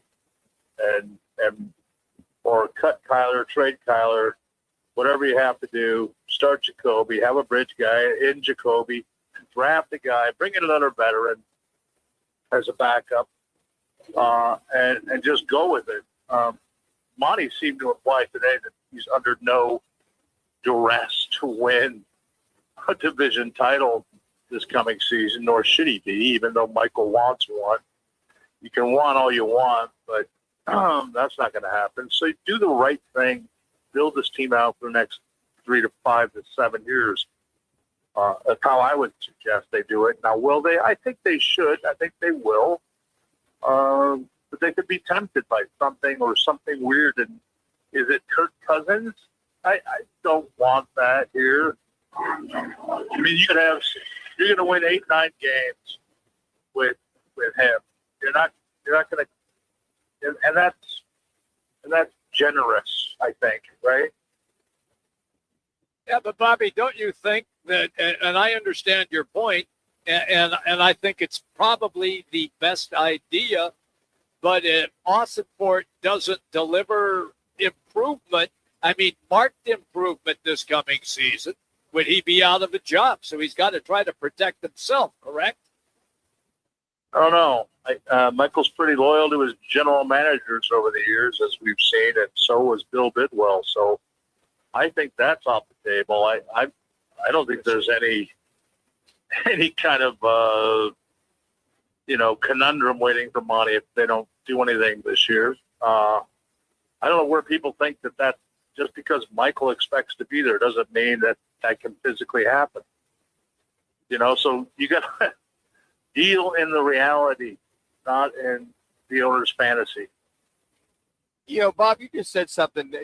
You said that Monty Austaport said he's under no pressure to win the NFC Well, he West. implied it. Implied, He okay. implied that. Okay. Because I have heartburn with that. I mean, you should always be looking to win the NFC West. Well, yeah. Your goals with the so is that kind of attitude coming from the owner to let someone, as Jimmy alluded to, let him off the hook and don't go after the big time guys in order to win? I'm sorry? I think Manuch, he already knows he's not on the hook, that he has time to make this second transition try to work. You can't put unrealistic expectations on a guy who's been there entering his fourth year. You can in the NFL. People have done it. Yeah. But then you usually move on from the GM after the third year that you didn't get anything, right? Well, they have obviously decided that's not the problem. It was the coach. So I don't think, like everybody else seems to, that Monty's under this enormous microscope of win now or you're out. They could sneak in a contract extension under our eyes, and we won't even know it until they decide to announce it. I hear that, and I know fans don't want to hear that kind of rhetoric from your general manager. It's Cardinal speak. Come on. Yeah, I know it is, and that's why they are who they are, and that's why they struggle. Where everybody else is looking to either re-sign or go after the kind of free agents they need to either keep them top level or to win it all. Now, case in point, it's when Ben Johnson went to the Chicago Bears, what they did in the free agency. Obviously, they've got their franchise quarterback. And then how about the Patriots? What they did to go get all those free agents, but obviously they got their franchise quarterback. I mean, that's the common denominator of those two is they've got their franchise quarterback, but they made the moves to help that franchise quarterback to win now. Well, Arizona doesn't have its franchise quarterback. True. I get it. So until that happens, yeah, and they start building around that person, I think we're stuck in neutral again. And I don't care if it takes a year or two. Just get it fixed. I know season ticket holders spend their hard-earned money on that, and I feel for them. But and they've had plenty of time to do it. But if you're going to start over, and I don't mean start tearing things down to build it back up again, they've already done that. They need to tweak and add and find the right QB. If it's not this year, I don't think they're going to tank to get a better quarterback. I would never think that any team would do that, but although it's happened. If you have to wait a year to do it, so be it. Who cares? Just get it right. Yeah, well, you're telling the fan base that we're just trying to get to, not this season, but the following season. Well, the fan base is left. Yeah, there's a small percentage of the fan base left. It's true. They have nothing to lose but do it right, and then bring the fan base back as fast as they possibly can. So fans are Bob, fed up. Yeah, well, hey, I agree with that. I agree with you, Bob. I really do. So I mean, just why don't you do them right and just do it the right way? Yeah, that'll be hard for a lot of those fans. I get it, but that's hard, Bob. A lot of fans are spending $2,000 a year on tickets to go. Okay, we're gonna call this one a. Yeah. We're gonna have a mulligan this year, but I'm gonna go spend $2,400, $3,000 on season tickets. That's a hard pill to swallow. You know, I'm not telling them to go spend it. Are you? No, hell no. No, But if you love this franchise and that's your team and you're here and you're invested, ride with the low times too. Yeah. You know, downgrade your seats, make it more affordable until they're winning, and then re-up in a better section. Bobby, I want to go like to shopping at the grocery store. Okay. Yeah. I'm with you. Well, yeah, you if you're going to get bologna every week, you got to want to go pay bologna prices versus paying Well, for and the prime who rib. says you have to? That's true. That's exactly right. That's on those fans. If they're diehard, God bless them. A lot of those diehards are peeling out, man. Yeah, I've talked to them. Our people have talked to them, and they're not happy. Well, the way to make them happy is to build it back up right, and that's not going to happen overnight. Okay, so are they going to dip into free agency, or do you see them? They will, but will they get something of value, or is it just going to be a modest player? Well, I mean, it depends. Again, everything centers around what LaFleur does at quarterback and where his vision is. But if they don't upgrade the line, it doesn't matter who the hell the quarterback is. So you got to get a right tackle, at least one guard that can start right away. You can do that in draft and free agency, both. And a trade, I wouldn't rule out them trading for a lineman. I want 3 or 4 new faces on that line. I don't have a whole lot of problems with the line that's there now, but you've got to upgrade right tackle, right guard, maybe another guy at left guard in case Isaiah Adams isn't it. You need to start thinking about the center position. Linderbaum's out there. You can do a bunch of stuff, but if you don't have the quarterback, then it's a wait and learn and build year. And I'd rather build around the quarterback to start with. Sometimes that doesn't always happen. So, Bob, how deep are you into? I know you got your mock drafts going here pretty soon. Oh yeah. How deep? How deep? How deep? Are you knee deep right now? Or are you ankle deep? But not the mock draft. Because I hear you talk. I'm spot on with you with the tackle position. Right tackle needs, whether it be free agency or one of the top. Running back. I want to address that too. Yeah. I think there's so much to address that you must put that in the blender and stir it all up and pour it out and just try to figure out what the priorities. And I guess what Jimmy and I are asking is, for your sake, what it sounds like the priority is that right tackle spot, at least for now. Yeah. Right after a quarterback. Right after that. Yeah. And if you're not going to get one this year, you better dive all into that line plenty, and then make sure you're set at running back. I wouldn't mind adding a receiver either. I don't know where the blocking tight end, how his health is. The kid that got hurt from Illinois, I like that kid a lot. If he's okay, you don't have to draft another one, but that was a pretty gruesome injury. I remember watching that live. I think they were at the Colts when that happened. That was devastating. But yeah, it starts up front. That's where you rebuild and you start winning again. All right. What I want to ask you is this: Mel Kiper came out with his pre-draft, his first one, and on that draft he has a linebacker out of Texas Tech taken by the Cardinals at number 3. I hear you preaching offensive line. Yeah. Where would you argue with that with Mel if he were here to argue with you? Hell yes, I'd argue that with him. I'm sorry, Bob. Yeah, I'd argue with Manuch wholeheartedly. I'm taking a lineman, even though, look, I like both of those guys up there, the tackles. This is a draft that the Cardinals need to fill holes. I hate saying that. Nobody does that. They could trade down. Monty mentioned that again. I don't mind if they trade down and get something and get those tackles later. If you drop down a few spots and pick up a second or a third, I don't mind that, because there's where you could find maybe Ty Simpson, Yeah. As the next quarterback.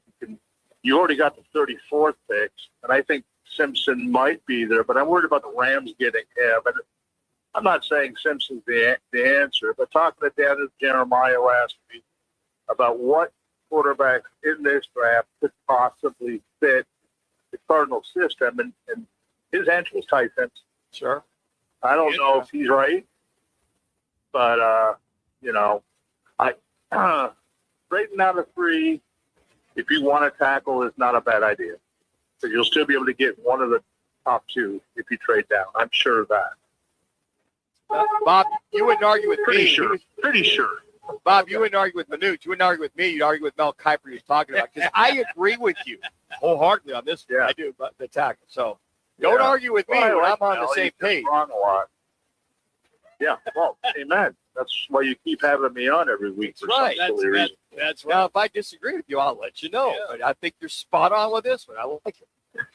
Thank you. You never disagree with me. We've had a few times over the last 20 years. Oh, yeah. Let me go. Thank you, brother. right, you have a good day. All right. Thanks for having me on, as always. Bye. You got it. That's Bobby Mack, everybody. Once again on X, AZ Bobby Mack. He's presented by All City Towing. It's Arizona's largest towing company. And when you're stranded or you need a professional transport, get in touch. All City Towing. They have the experience to get the job done right, and they are available 24/7. That's right. All day, all night, All City Towing. By the way, if you're looking for a new gig, they're hiring drivers and dispatchers as I speak. All you have to do is just go online, allcitytowing.com, and search careers. Again, that's allcitytowing.com and search careers. Coming up next, we'll do the results of our one call, that's all, what's on tap, and our State 48 roofing. It's your call question of the day.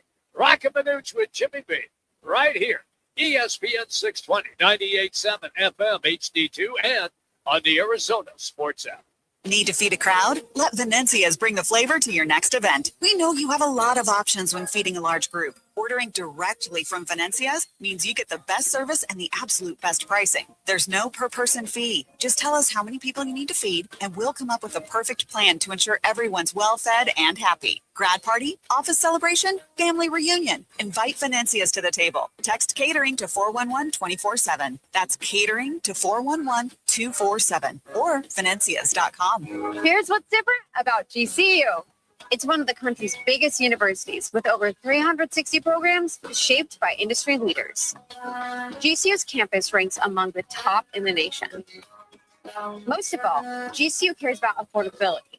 The average federal and private loan debt for GCU undergrads is lower than the average for private nonprofit four-year universities. Find your purpose at GCU. Visit gcu.edu. Swing into Vans Golf Shops by Worldwide Golf to get custom fit for the new Callaway Quantum drivers. The new Callaway Quantum drivers feature Tri-Force base, and the result is a faster face, more ball speed, and a quantum leap in distance off the tee. Check out the Callaway Quantum drivers today. Book your custom fitting in-store or online. Vans Golf Shops by Worldwide Golf. Trusted by golfers since 1963 and home to the legendary 90-day 100% satisfaction guarantee. Get there. Now open in North Scottsdale. It's the Orangedale Lounge. ODs, right off Thompson Peak and Bell, next to Bash's. Your new favorite dive bar has arrived. Cold drafts, chill vibes, always affordable prices, and the OD Mug Club, a one-of-a-kind membership you won't find anywhere else. No frills, just great people, ice-cold drinks, and a bar that feels like it's always been there. Follow at OD Scottsdale and get the scoop at orangedalelounge.com. Orangedale Lounge. Dive in and drink up. If you own a home and need cash, you could unlock thousands of dollars from your home equity quickly and easily. Call LendGo today at 888-420-4556. At LendGo, you can find out how much cash you could get with a home equity loan in just 2 minutes. It's free. There's no obligation, and it won't affect your credit score. Use the money for anything. Pay off high-interest debt, make home improvements, or just give your budget some breathing room. Best of all, you keep your low mortgage rate while you're getting the cash you need. See how much you can get today. Call 888-420-4556. That's 888-420-4556. Or visit lendgo.com. That's LENDGO.com. Homeowners nationwide are doing it. Now it's your turn. Call 888-420-4556 today. Lendgo, where homeowners go to get cash. 888-420-4556.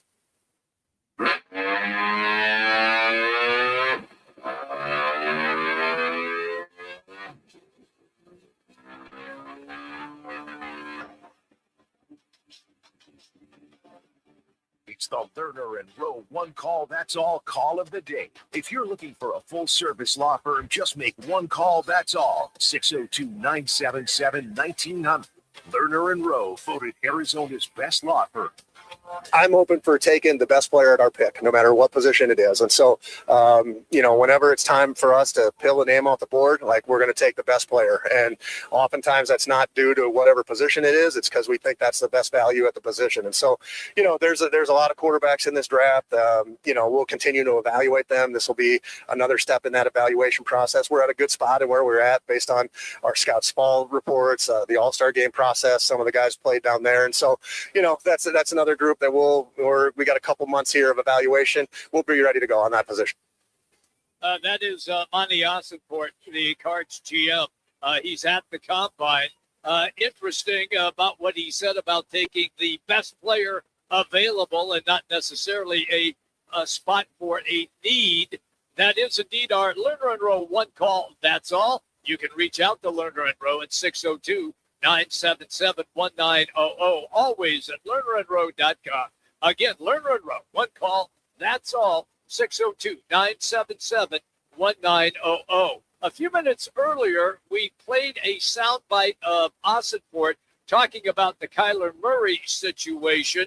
And in that commentary, Ossenport mentioned the fact that he's had conversations with Kyler, but they are just going, Manuch, to take a look at everything that is on the table. Yeah, what Monty said, Connor, if you could find it, it's the good dialogue that he said that he's had with Kyler Murray. Let me know when you find it. Okay, here's what I had to say as far as dialogue with Kyler Murray. Okay. Yeah, I've always had a good dialogue with Kyler, and I'd say it wasn't up to what Kyler wanted. It wasn't up to what any of us wanted as a season as a whole. And so when you had the kind of year that we had, there's a lot of room for improvement. And so we got to find a way to do that, not only at that position, at all positions, but that's what we're all focused on, is getting better and moving forward. So the term has always had good dialogue with Kyler Murray. So we don't know. It sounds like he hasn't. I don't know. We can only project that he has not had that dialogue yet. But what just came out here recently, Laz, go ahead and share this. What just came out recently about Kyler Murray communicating with the Cardinals. So it looks like there hasn't been good dialogue, because ESPN's Josh Weinfuss is saying that he refuted that statement, and a source told ESPN that the two have not even talked one word since the season ended. So there's some contradiction there. So the term always had, and it's almost like Monty and say, well, we've always had, but he stopped and say, I have not talked to him yet, which is embarrassing. Beating around the bush. Exactly right. Well, and that's why he said he has no clue. And what we said, we played 3 or 4 clips that Connor played today, that it has been nothing but GM speak. It's been moonwalking. He said a whole lot of nothing. Even Bob McManaman. Yeah. In our last segment, I said, hey, look, he's speaking really fast. He said absolutely nothing about anything except for that 3rd round pick there. Well, we'll look at this, we'll look at that. But when it comes to Kyler Murray, there is tamp dancing, there is moonwalking, square dancing. And then this coming out with Kyler going, I haven't talked to Monty Ossenport season's ended. Yeah. Always had. Now, you can interpret that, well, always had, is that always had before the season ended? But I would think that you would probably have talked to your quarterback. We're at the end of February, folks. Yeah. And you haven't talked to your supposed franchise quarterback not a good sign one way or the other. Here's what's on tap tonight. It is presented by Bud Light. Easy to drink, easy to enjoy. Bud Light, the official partner of Roc and Manuch and Jimmy B's March Mania coverage, and it's coming in just a couple of weeks. You can watch it right here at Backyards tonight. Celtics and Suns at 7 o'clock. Arizona State at TCU at 7 o'clock. Arizona and Baylor on TV here as well. They tip at 7 o'clock tonight. That is what is on tap, presented by Bud Light. Hey, look, we love coming to Backyard. It's a great time here. And if you want to watch the games this evening, this is the place. We are going to party on tomorrow, everybody. We will see you. For Manuch, for Connor, for Laz, Jimmy B here in the big chair. We will talk to you tomorrow. Here from Backyards, it's Roc and Manuch with Jimmy B. ESPN 620, 98.7 FM HD2, and on the Arizona Sports app.